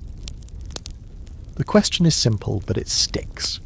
Because you realise it's not about what role you'd play, it's about who you'd become when no one was watching, or when everyone was and no one knew your name. You walk out past the masked woman, past the velvet walls into the night air that feels suddenly too sharp, too honest. But something lingers, the scent of sweat and sandalwood, the echo of a question. Who are you when the script is yours? It's a Sunday, not the peaceful kind, no cosy rain, no lazy brunch vibes. This is 1600 Sunday, which means bells ringing through cold air, pews hard as repentance, and sermons that stretch longer than some marriages. You're sitting in the back of a dark stone church, shoulders tense, pretending not to notice the courtesan a few rows ahead of you. She's wearing a cloak, hood drawn low, posture demure. But you know it's her. The perfume is a whisper, the silk hem peeking beneath her skirt's a dead giveaway. She's not here to pray, not really. She's here because the priest asked her to be. That's the truth people skip in the polite versions of history. The church came knocking too. In an age when public morality was a performative act and private vice flourished in shadow, courtesans occupied a very strange, very deliberate space. They were temptation, yes, but also confession, counsel, sometimes even comfort. And though the official stance of the church was that women like her were sinful, destructive, and destined for eternal punishment, that didn't stop more than a few men of the cloth from slipping into their beds, their letters, or their paybooks. The priest in question today, Father Antoine, is no fool. Late 40s, clever eyes, voice smooth enough to sell water to a fish. He preaches against sin in the morning, then meets the courtesan in the vestry at dusk. Not for touch, for talk, for clarity. She listens, cross-legged on the cold stone bench, while he unspools his guilt like thread. Not guilt for wanting her, guilt for not renouncing the wanting. She lights a candle and says nothing. Her silence is the confessional. Here's the twist. This wasn't rare. Courtesans and clergy shared a complicated history, frenemies bound by hypocrisy and fascination. Some priests saw courtesans as lost sheep, ripe for salvation. Others saw them as fellow sinners. Still others saw them as the only people who actually understood desire without flinching. Because what do you do when your vow demands celibacy, but your blood remembers how to burn? There's a delightful, maddening fringe fact tucked in here. In some cities, courtesans were officially barred from attending mass. So they stood outside, just close enough to hear, draped in their finery, murmuring prayers half mocking, half sincere. In Venice, one brothel built a private altar so their girls could attend service without leaving the premises. The altar was blessed by a priest, paid in wine and discretion. Father Antoine's story is murkier. He preaches about Mary Magdalene so often it's become an inside joke in the choir loft. He tells his flock to beware of women who speak sweet words with painted lips, while writing letters to one signed, "Your servant in all but name." The courtesan keeps them in a small wooden box beneath her bed, unread but never burned. Scholars argue whether the church's relationship with courtesans was purely exploitative or something stranger. Mutual dependency, maybe. The church needed sin to condemn. Courtesans needed judgment to stay valuable. If everyone suddenly embraced desire as natural, the mystery died. So both sides kept the tension alive, one sermon at a time. You watch now as the courtesan removes her hood just slightly and takes communion. Her eyes never leave the priest's. He hesitates for a breath too long. The wafer lingers at her lips. Is that devotion or defiance? After the service, they meet behind the chapel. No touches, just a conversation wrapped in layered meaning. She offers him an apple, bitten once. He takes it without speaking. A reference to Eden, maybe. Or just a snack. That's the thing about their relationship. You never know how literal it is. He confesses again. This time not to her, but to himself, out loud. "I think I love your voice more than your body," he says. She laughs, low and tired. "That's how I know you're lying." There's a story, quiet, passed like a rumour, about a bishop in Spain who funded a convent exclusively for retired courtesans, not to punish them, to protect them. It's said he visited often, disguised as a gardener bairn just to hear them sing. His letters to the Vatican were laced with theology. His private journal was filled with poetry. You return to the church the following week. This time she's not sitting in the pews, but you see her shadow past the stained glass, a silhouette in motion, a reminder. And the sermon? It's about temptation again. One? Of course it is. The priest's voice cracks just once when he says, "The devil does not arrive with horns, she arrives with kindness and questions." Later that night, in her small apartment, the courtesan places a small gold cross back into a drawer, next to a pearl-handled dagger and 3 sticks of sandalwood incense. She prays. You don't hear the words. Maybe no one does. Maybe they're not for God, maybe they're for herself or the priest or some version of salvation neither of them truly believes in. Because that's the secret.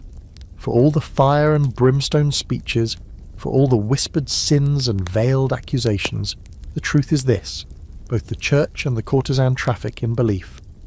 One promises heaven, the other delivers something that feels like it. And some nights that's close enough. The room is dark, but not in the seductive candle-lit way you're used to by now. This darkness is heavier, more clinical, edged with metal and the faint tang of vinegar. A single oil lamp sputters in the corner, casting long shadows across the tiled floor. You're not in a salon tonight, or a boudoir, or some secret palace corridor. You're in what passes for a medical chamber, somewhere between an apothecary and a cautionary tale. And sitting on the edge of a narrow bed, her back straight, her expression unreadable, is a courtesan who knows exactly what's happening to her, and exactly why no one will talk about it. Tonight, the topic is the thing everyone feared and no one named: venereal disease, or, as it was more cryptically called then, the French pox, the Neapolitan sickness, or simply la maladie. No one agreed on where it came from. No one agreed on what caused it. But everyone agreed. When it showed up, it ruined more than just skin. She lifts the hem of her dress with clinical precision, revealing red patches along her thighs like burns that never cooled. The physician, young, well-meaning, and in way over his head, avoids her eyes as he applies a salve that smells like crushed garlic and metal. Mercury-based, of course, because that's what they used. Mercury, rubbed into open sores, sometimes taken as vapour or even swallowed. The cure was as brutal as the disease, and still she endures it. Because courtesans didn't just teach pleasure, they managed risk. They were their own doctors, their own nurses, their own last line of defence in a world that wanted their bodies but not their pain. In the 1600s, sexually transmitted infections were poorly understood and deeply stigmatised. No one had germ theory. No one used the word contagion with any real precision. And yet courtesans learned the symptoms before most physicians did, because they had to. Rashes, sores, a strange fatigue that spread through the limbs like fog, teeth loosening, a fever that refused to break. They learned when to treat, when to lie, when to vanish. One particularly chilling detail: many courtesans carried their own medical kits, small boxes lined with velvet filled with dried herbs, potions and syringes. Some included lemon wedges soaked in vinegar, used for post-coital cleansing. Others carried cloths treated with alum or camphor. All of it experimental. All of it somewhere between medicine and desperate prayer. You glance at the physician's hands, steady but tentative. He's doing his best. She watches him with the patience of someone who knows exactly how far her value drops once that she's no longer untouched. But here's the thing, she isn't afraid of the disease. She's afraid of being discarded because of it. That's the real danger, not the sores, the silence. There's a rumour about a courtesan in Antwerp who developed her own treatment regime, a blend of rose oil, crushed juniper berries and powdered shell. Did it work? No one knows, but her clients swore by her. Some claim to feel younger afterward. She eventually vanished. Some say she died. Others say she opened a clinic under a false name. Maybe she's the one who taught this woman, the one you're watching now. And it wasn't just physical. There was shame, isolation, a slow unravelling of status. Some patrons would send a servant to deliver the news. We've heard rumours, best to be discreet. Some courtesans preemptively spread tales about fainting spells or seasonal melancholy to explain their sudden withdrawal from salons. One infamous Parisian even staged her own funeral to avoid public disgrace, then re-emerged months later as her younger sister. She never broke character. Historians argue whether these women were victims or strategists in the face of illness. Some call them tragic, fallen, forgotten. Others call them innovators, women who created informal healthcare networks when no one else would treat them. The truth, as always, lives somewhere in the middle, but one fact remains. They were among the first to understand the political weight of illness. When a man got sick, it was misfortune. When a courtesan did, it was her fault. The woman before you doesn't cry, she doesn't flinch. She simply holds still until the physician finishes, then nods once, businesslike. Again tomorrow, she says, standing slowly. He tries to thank her. She cuts him off. You don't thank someone for surviving? Later that night, she opens a tin of dried lavender and scatters it across her sheets. Not for beauty, for smell. The sores itch. The scent distracts.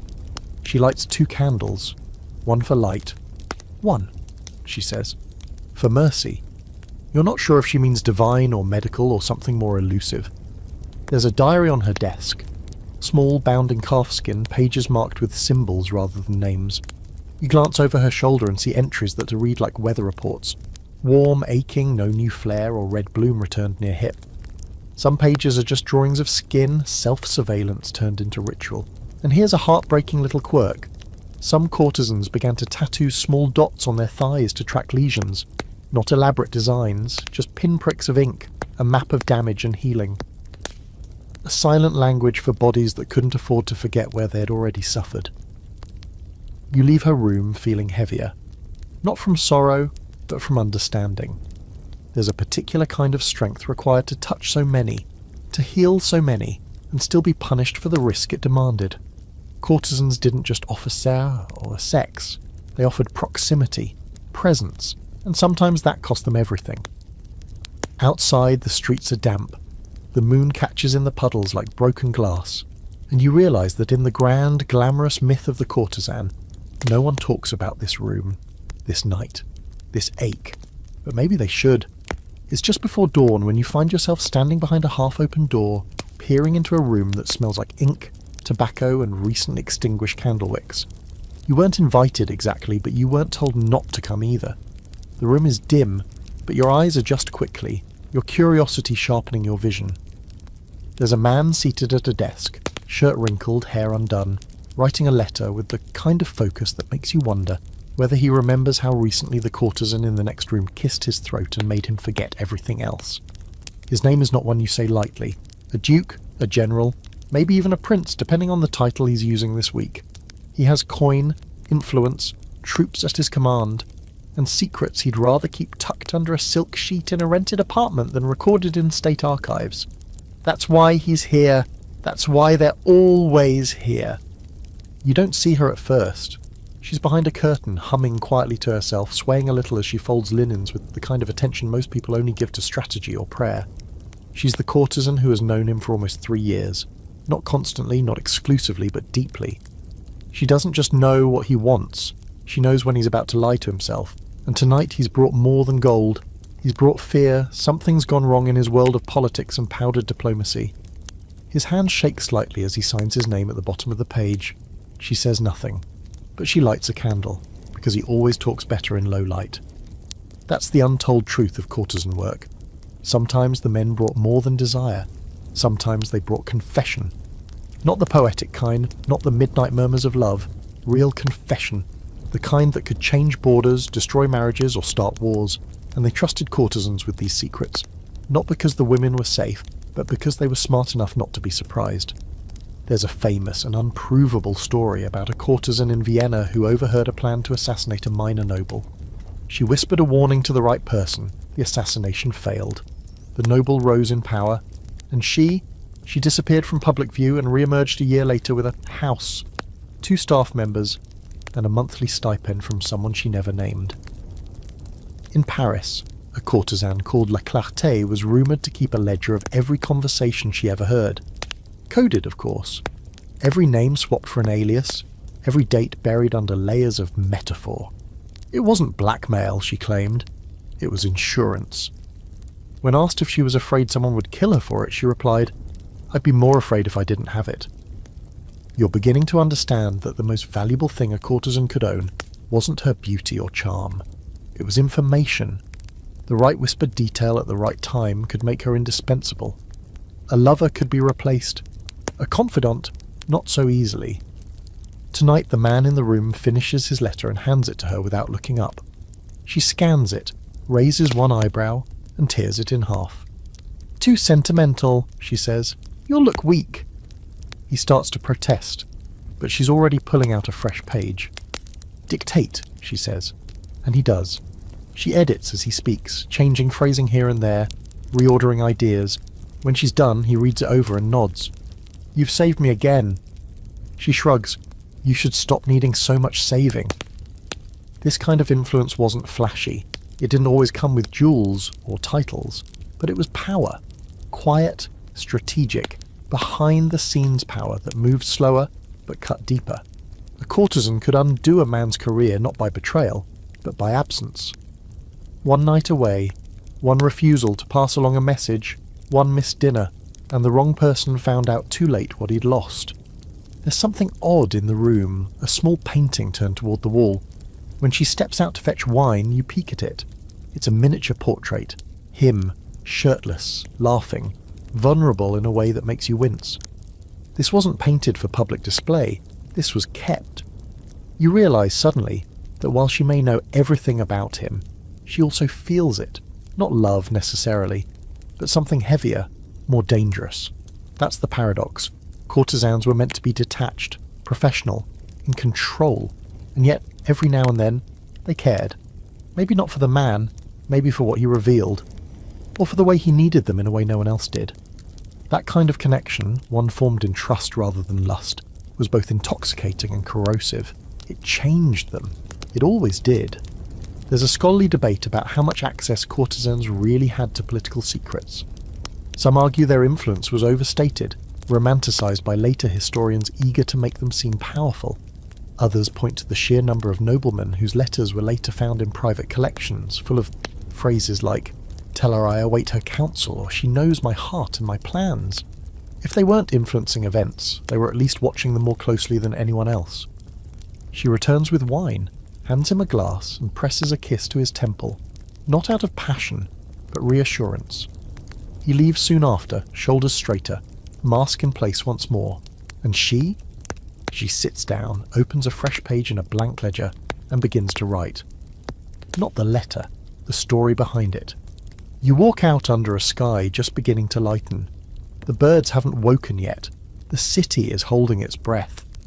Somewhere behind you, a courtesan is cataloguing the truth of men who shape empires by day and whisper their fears to women who know exactly how to listen. And you start to wonder, in a world run by kings, who really keeps the kingdom together? There's a ledger open in front of you, thick with parchment and smudged with thumbprints, ink, and the faint stain of wine. The writing is neat, too neat, practiced. Each line maps a transaction, a name, usually a pseudonym, a date, a gift, a favour, a sum. This isn't gossip. This is accounting. Cold, clean, and unmistakably clear. You're not reading love letters, you're reading invoices. Tonight you're not drifting through candlelit salons or listening to breathless confessions. You're behind the scenes, in the ledger room, where courtesans kept records that mattered. Because for all their beauty, charm, and dangerous brilliance, they were also businesswomen. And make no mistake, being a courtesan was a business. This particular ledger belongs to a woman known simply as Verenne. You've met her before, in passing, in glimpses. She doesn't smile often, and when she does, it's never for free. She sits across from you now, her fingers stained with ink, her rings clicking softly against the wood table as she turns the pages. "They think this is a love story," she says, flipping to a fresh entry. "It's bookkeeping with lace." And she's right. Behind every flirtation, every whisper of silk, every carefully timed glance, there was negotiation. Service agreements, retainers, contracts, some verbal, others notarized and sealed. In the upper tiers, a courtesan might be kept on a monthly allowance, enough to pay for her apartment, her servants, her wardrobe, and of course her silence. But even those arrangements came with clauses. Gifts expected, time required, etiquette to follow. If she broke them, she could be sued. Yes, sued. One Parisian courtesan, Margot L., took her client to court when he failed to uphold the terms of their agreement. He'd promised her a townhouse and jewels in exchange for exclusive companionship. He gave her one pearl necklace, then vanished. She sued for breach of contract. The judge ruled in her favour. The verdict was sealed, but the court fees alone became legendary. It wasn't always this formal. In most cases, the business happened over wine, or between touches, or scrawled in notes delivered by servants who pretended not to read them. A courtesan had to remember everything. Who owed what, who paid late, who brought a gift and expected too much in return. Verenne kept a ranking system. 1 dot meant reliable, 2 dots generous, 3 dots dangerous but worth the risk. One entry stands out: Duke of H. 30 livres at 1 mirror, flawed. Promise of land, not in writing. Gifted me a locket, left without farewell, suspect boredom. You read it twice, it's not romantic, it's clinical, but beneath the words you sense the disappointment tucked between the silver and the silence. And then there's the math. You'd think with all the luxury, courtesans would live like queens. Some did, briefly, but many operated on tight margins. Hair powder, gowns, perfume, gloves, linens, carriage rentals, house staff, it added up fast. Not to mention fees for musicians, private tutors, dance lessons, etiquette coaches. The illusion of effortless elegance cost a fortune to maintain. A popular Paris joke from the time: what does a courtesan own at the end of her career? The answer: a closet full of gowns and a drawer full of secrets. The real answer? Debt. You ask Verenne how she learned to manage all of this. She shrugs. From the women who failed. She names 3, one who fell in love, one who trusted a politician, one who tried to retire at 32. All of them left with nothing. One ended up begging outside the opera house where she once entered through the private door. No one teaches you this, she says, tapping the ledger, unless you're smart enough to ask. There's a debate among historians over whether courtesans were truly independent or simply luxurious captives, well-fed birds in gilded cages. But this ledger says otherwise. This is autonomy in ink. This is a woman tracking her own worth line by line long before anyone else did. And still, the system was fragile. One scandal could break the entire setup. A whisper that she'd aged. A jealous nobleman spreading rumours that she no longer pleased. A bishop declaring her cursed. Clients could vanish overnight. Fortunes could turn. Politics could shift. Courtesans weren't just managing men, they were managing instability. Some tried to diversify. A few opened salons that doubled as gambling parlours. Others sold perfume, books, or artwork under aliases. Verenne herself invested in a shipping venture. Silks from Persia, spices from Morocco. She never saw the ships, but she saw the returns. That's why I never wore emeralds, she says, eyes narrowing. I owned the mines. She shows you a small wooden box beneath the table. Inside, receipts, tokens, IOUs. One is written in a hand so elegant it could slice paper. It promises a future marriage. He died, she says, or remarried. I forget. She doesn't sound bitter, just practical. And that's what this room is. Not sad, not cynical, just clear-eyed. Courtesans weren't daydreaming their way through satin sheets and poetry. They were making deals, tracking profits, hedging bets. They knew how to write letters that read like sonnets and invoices at once. They knew how to make a man feel like the only one, while collecting from 4 others. Before you leave, Verenne marks another entry, a Viscount late payment. We'll need extra persuasion. You raise an eyebrow. She smirks. Not that kind, she says. His wife likes me, I'll send her a letter. And as you step out into the morning light, the streets already filling with bakers and gossips and liveried footmen, you realise that for all the lace and longing, a courtesan's real legacy wasn't seduction, it was structure, a business model draped in perfume, and somewhere on parchment stained with wine she wrote it all down. You step into a dressing room, the kind that hums with anticipation. The air is thick with the scent of starch, hot metal, rose water, and something deeper, sweat maybe, or nervous energy. There are no windows here, just a wall of mirrors reflecting the same image back at you a dozen times. Silk, lace, skin, and the ghosts of every woman who stood here before. A corset lies on a velvet stool like a coiled question. and standing at the centre of it all is a courtesan named Odette, holding a length of emerald green ribbon between her teeth, eyes narrowed in concentration. "Don't ever trust a woman who gets dressed too fast," she says, not looking at you. "It means she has nothing to lose." She's preparing for a visit, not from a lover. Those are easy. This is a client who matters, one who brings not just coin but power, gossip, favours that ripple like water in a still lake. She's thought through every detail of this ensemble, down to the pearl buttons sewn with silver thread and the hidden patch of rose-coloured silk on the inside of her hem. "He'll never see it," she says, "but I will know it's there." This is the paradox of the courtesan's wardrobe in the 1600s. It's armour and bait, mask and message, seduction and defiance stitched into every seam. Outfits weren't just decorative, they were communicative. Before a single word was spoken, a courtesan had already delivered her thesis statement in satin. You watch as she begins to dress, not in haste, but in ritual. Stockings first, tied with ribbons just loose enough to look like they might slip. Petticoats layered to control the shape of her hips. A corset, not one meant to restrict, but to sculpt. She winces as it tightens. "If you're comfortable," she says, "you're not doing it right." And then there's the gown. Ivory brocade with gold embroidery, fitted sleeves that end in ruffles like the edge of a storm cloud. The neckline plunges, of course, but just enough to invite, never enough to give away. The trick, Odette tells you, is to make them think they're discovering something you planted there on purpose. Historians love to speculate about how much autonomy courtesans had over their appearance. Some argue they were dressed by their patrons, walking mannequins for male fantasy. Others insist they curated their own look with ruthless precision, using fashion as their first weapon. The truth, as usual, lives in the tension between those views. Yes, patrons gave gifts, lace from Flanders, pearls from Venice, handkerchiefs embroidered with dubious poetry, but the courtesan decided when and how to wear them, and more importantly, why. Odette steps into her shoes, silk-heeled, impossibly narrow, and fastens the straps with a tiny gold buckle shaped like a serpent. "Always remind them you bite," she says with a grin.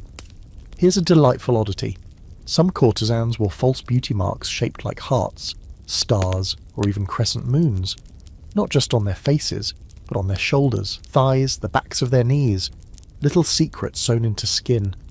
One Italian courtesan famously had a star-shaped patch sewn into her shift so that, during undressing, it would slide slowly into view just once, then vanish. She called it her constellation of no return.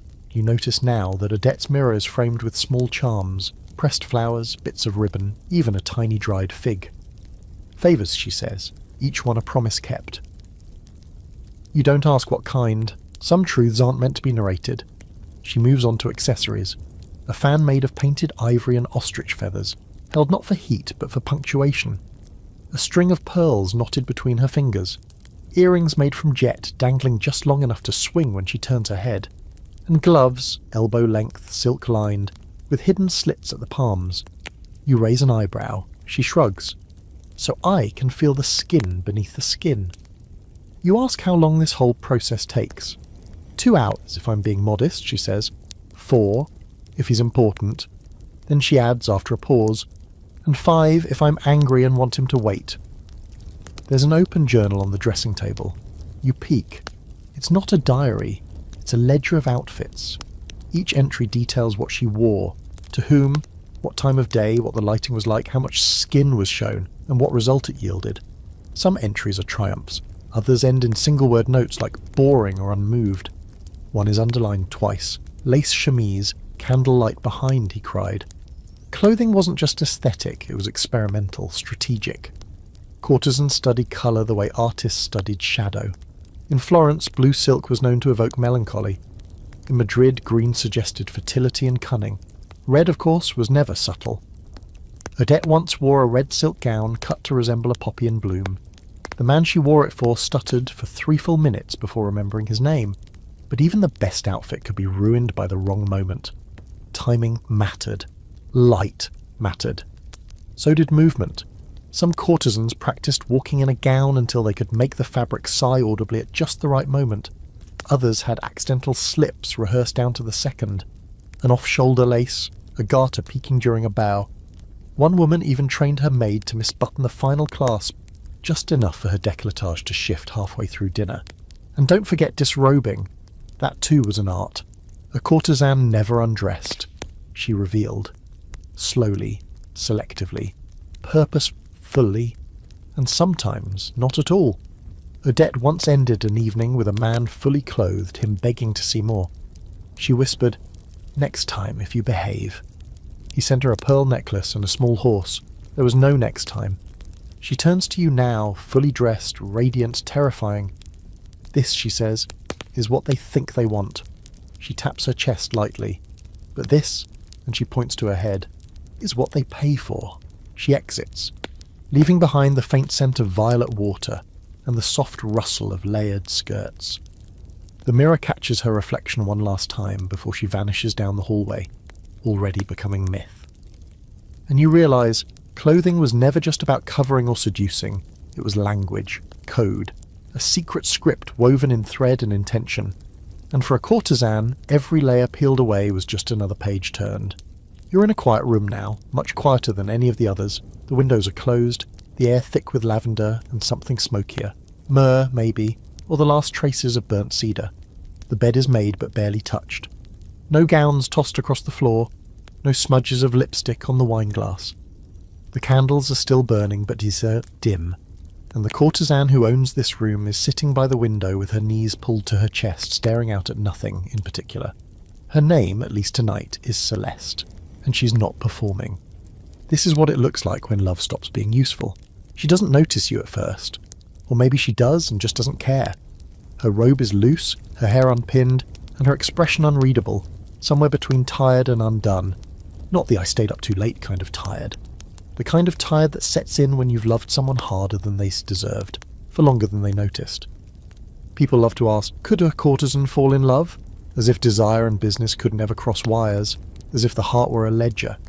But you know now, after all the salons, all the whispers, all the silk, that of course she could. And she did. They all did eventually. The trick wasn't to avoid it. The trick was surviving it when it ended. Celeste finally speaks. "He left a note," she says, not looking at you. "Not even sealed, just folded, like I was a servant." She doesn't cry, she doesn't rage, she just turns her face to the window like she's trying to forget the sound of his voice. The note sits on the desk beside her. You don't touch it. You don't need to, you already know what it says. The truth is, courtesans weren't immune to heartbreak. In fact, they were more vulnerable than most. Because they knew how to create intimacy, they also knew how easily it could be weaponized. Because they gave pleasure so easily, people forgot they might need it returned. And because they were so often chosen, they knew what it meant to be unchosen. Deliberately, cruelly, without ceremony. There's a legend, possibly true, probably not, of a courtesan in Florence who set fire to her entire wardrobe after being abandoned by a merchant she'd waited for. Silks, jewellery, even his letters. She tossed them into the canal and stood barefoot in the smoke, watching her reputation melt with the satin. The city whispered about her for weeks. Then she vanished. Some say she became a nun. Others say she became someone else entirely. You ask Celeste what she's going to do. She shrugs. "Work," she says. "What else?" And here's where it gets complicated. Love, when it came, was never clean. Sometimes it began as performance and grew into something real. Other times it started with honesty and rotted under pressure. A client becomes a friend becomes a patron becomes a promise, and then one day he forgets to look back on his way out the door. You glance at the makeup tray, untouched, the corset still hanging from the hook. It's the absence that tells you how badly it hurt. Courtesans never leave the room in disarray. They control their space the way they control their bodies, but today the control is gone. There's a single slipper on the floor. Just one. She hasn't noticed. She tells you stories in a whisper, small ones. The way he always touched the small of her back before leaving. The way he laughed once when she pretended not to recognize him in a masquerade. The way he called her little thief, even though it was he who took more than he left. And this is the part no one writes down. Not in ledgers, not in court records, not in the letters men send to their wives. The part where a courtesan sits alone and counts the cost not in coins, but in hours spent holding someone who never said thank you. The part where she realizes the performance was one-sided, that she was the only one pretending she wasn't pretending. Some historians say courtesans couldn't afford to love, Others say they were uniquely equipped for it, because they knew how to survive it. But both theories miss the truth. Love wasn't part of the job, it was the risk of the job, and the ones who survived the longest weren't the most ruthless. They were the ones who knew how to mourn efficiently. Celeste gets up, slowly, wraps the robe tighter, crosses to the mirror. She stares at herself like she's trying to remember what she used to look like before. Then she ties her hair back and begins wiping off what little makeup is left on her face. It's like watching a painting erase itself. You think she's going to cry. She doesn't. Instead, she picks up the note, folds it tighter, and tucks it into the back of a drawer filled with scraps, ribbons, lace, tiny dried roses, all faded, a museum of moments that didn't last. Tomorrow, she says, I'll wear green. He hated green. And just like that, the fire returns. The eyes sharpen, the breath evens out. The woman who sat broken by the window is already gone, replaced by someone new, someone harder, someone who will still get paid, still get kissed, still get whispered to in the dark, but who from now on will keep one more lock on the door. You step into the hallway unsure of what to say, but it doesn't matter. Some grief isn't for sharing, it's for surviving. And she will. That's what courtesans do. They bury the softness, press the seams closed, and turn heartbreak into performance, again and again, until no one can tell the difference. There's a strange scent in the air tonight. Not perfume, not incense. Something sharper. Something that whispers of metal and betrayal. You're not in a chamber of pleasure now. You're in a place where secrets rot and love curdles into strategy. The bed is still warm, but the body that once filled it is gone. The sheets are twisted. The wine glass is tipped on its side, a crimson smear across the table. And on the velvet chaise, half obscured by shadow, sits a small bottle with no label. You pick it up, turn it in your hand. Whatever was in it is gone now. This is not a love story. This is a cautionary tale in satin sheets. The courtesan who lived here, her name was Séverine, was more than beautiful. She was brilliant, calculating and quiet. Too quiet, some said. The kind of woman who listened when men stopped talking, who took note of every pause, every veiled insult, every shift in tone. She made a living from softness, but her reputation was edged like a blade, and the man she loved or claimed to died last week. Not dramatically, no gasps, no curses, just a fever, they said. A sudden turn strange, though. He'd been healthy the night before, flushed from wine, and draped in her arms like a prince in a painting. By morning he was cold, pale, lips the colour of spoiled grapes, and Séverine? Gone, not fled, just absent. Courtesans were not strangers to death, disease, childbirth, scandal, exile. These were occupational hazards. But poisoning, that was something else. That was deliberate. That was dangerous. That was a rumour too hot to put out once lit. And Séverine, for all her elegance, had enemies. Wives, rivals, clients who thought they owned her, men who wanted her gone once they'd gotten what they came for. Now everyone wants to know the same thing. Did she do it? You search the room, trying to understand who she was. The vanity is immaculate, the inkwell full, a letter half written, the lines smooth, unhurried. I forgive you, it reads, but I will not forget. It's unsigned. You flip through a book on the side table, pages marked in the margins with tiny red dots. Every mention of betrayal underlined. A copy of Ovid lies open to a passage about Medea. A lover scorned is dangerous, but was Séverine scorned, or simply finished? Courtesans, especially the clever ones, knew how to protect themselves. And sometimes protection looked like performance. Sometimes it looked like blackmail. And yes, sometimes it looked like poison. Historians remain divided. Some claim no evidence exists that courtesans ever murdered their clients.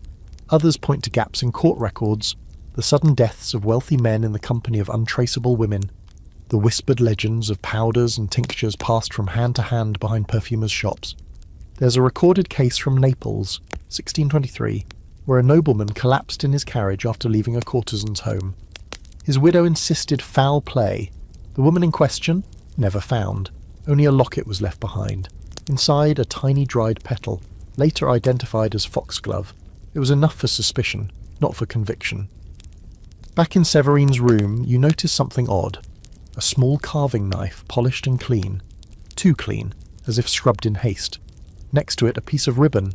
cut, not frayed, and tucked inside the drawer beneath it, a stack of letters tied with string, each one marked with a single date, each addressed to the same name, a duke, the man now buried under marble. You wonder if he ever read them. Severine's story isn't about rage, it's about control. For women who were constantly acted upon, desired, judged, owned, control was everything. And sometimes, when love failed, control was all that remained. She knew that, and maybe he knew it too. Maybe he liked the danger. Maybe that was the point. Here's a fringe fact.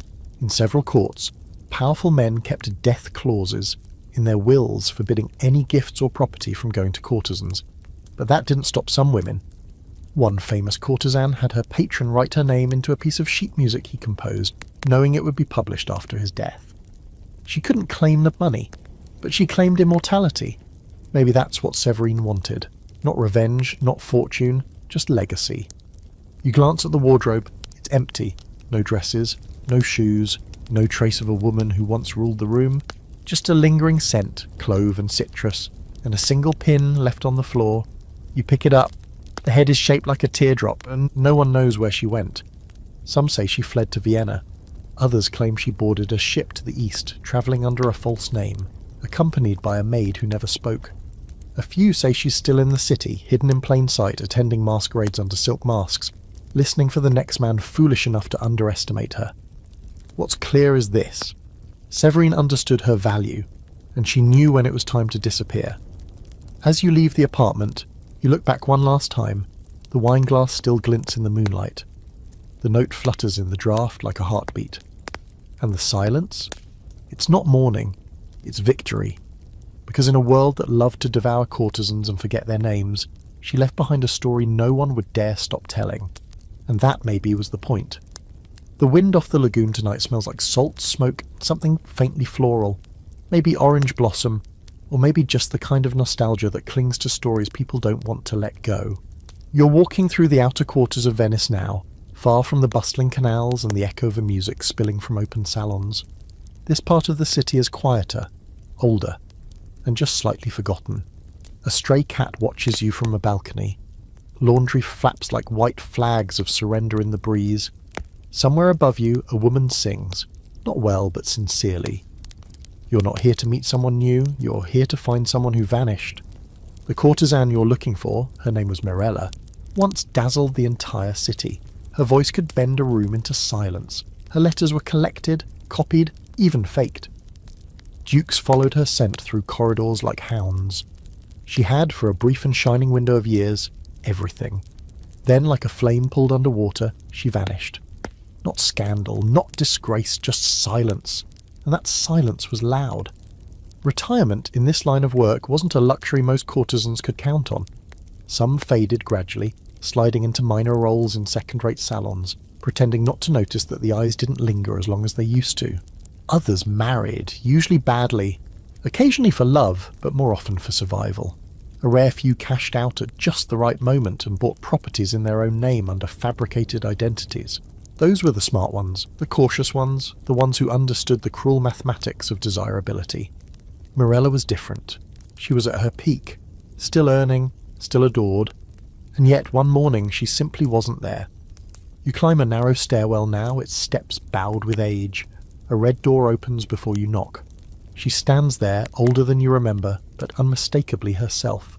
Her hair is streaked with silver, her mouth still sharp enough to draw blood. She doesn't smile, but she lets you in. Her apartment is sparse, book, candles, a worn velvet chair beside a window that opens to the canal. No paintings, no perfumes, just the faint scent of orange oil and ink. She pours you a cup of bitter tea and waits. You ask what happened. I grew tired, she says simply. Not of them, of myself, the sound of my own performance. She doesn't say retired, she says exited. Like a play, like a strategy. Like a decision she made before the world could make it for her. She knew what happened to women who lingered, who didn't know when the curtain was supposed to fall. There's a fringe story of a courtesan in Madrid who staged her own downfall. Faked a scandal, fled the country, reappeared years later in Lisbon as a widow with a mild limp and a vast collection of antique spoons. Her former patrons never recognised her. Some scholars say she died in obscurity. Others claim she advised political figures under her new identity. Either way, she chose her ending. Morella chose hers too. She walks you through her new life slowly, without apology. She teaches music now, mostly to girls. Some daughters of noblemen who pretend not to know her name. Some orphans who listen more than they speak. I don't tell them what I was, she says, but I teach them what I learned. You ask if she misses the glamour. No, she says, then with a smirk, sometimes the wine. Her voice carries a different weight now. It no longer wraps itself in seduction. It speaks plainly, but there's power in it still, the kind that doesn't ask for attention, because it already knows it will be remembered. She doesn't need to charm ye, she was charm, and now she's whatever she wants to be. You glance around the room, no silks, no feathers, but there is one item that catches your eye. A sealed box resting on a high shelf wrapped in blue velvet. You ask what's inside, she arches an eyebrow. My past, she says, the parts I never liked. You let that sit. Some historians dismiss the final years of courtesans' lives. If they say not seducing dukes or causing scandal, they vanish from the record, as if their usefulness ended with their desirability. But Morella's existence says otherwise. She still holds influence. Quiet, yes, but undeniable. Her pupils adore her. A few wealthy men still send flowers, carefully unsigned, and her advice, when given, carries the kind of weight only earned through survival. She tells you one last story. A former client, now a very high-ranking man, came to her doorstep just 2 months ago. Drunk, tearful, begging her to return. Return to what? She asked. To you? She never let him pass the threshold. There's something deeply satisfying about that. You ask if she regrets leaving. She thinks for a long time. No, she finally says, but I do miss the thrill of walking into a room and knowing it was about to change. She walks you to the door as dusk settles over the canal. The light hits her face just right, softening the ears, and for a moment she looks exactly as she did in the salons, but sharper, more herself. I could have stayed, she says, more to herself than to you. I wanted to know what it felt like to be free of performance, of pleasing, of being someone's idea of perfect. You nod, you understand, and as you step into the night, down the crooked steps, past the watching cat and the scent of fading orange blossom, you realise that not all disappearances are tragedies. Some are triumphs, some are the final perfect performance. An elegant exit made not in shame or scandal, but in power. The kind of ending you choose while you still have the chance. You're back where you started now, in the room with the velvet chaise and the flickering candlelight, but it feels different somehow, heavier with everything you've carried through these nights. The fire has burned low, and outside the window the city exhales into silence. No coaches pass, no whispers carry down the alley, just stillness. You sit there, for once not as a visitor or an observer, but almost as a witness to something old and profound, something that's been waiting to be acknowledged. This is where the story ends, or maybe begins again. The final woman you meet doesn't go by a name anymore. She says she left it behind a decade ago, along with her last powdered wig and the last man who thought he owned her.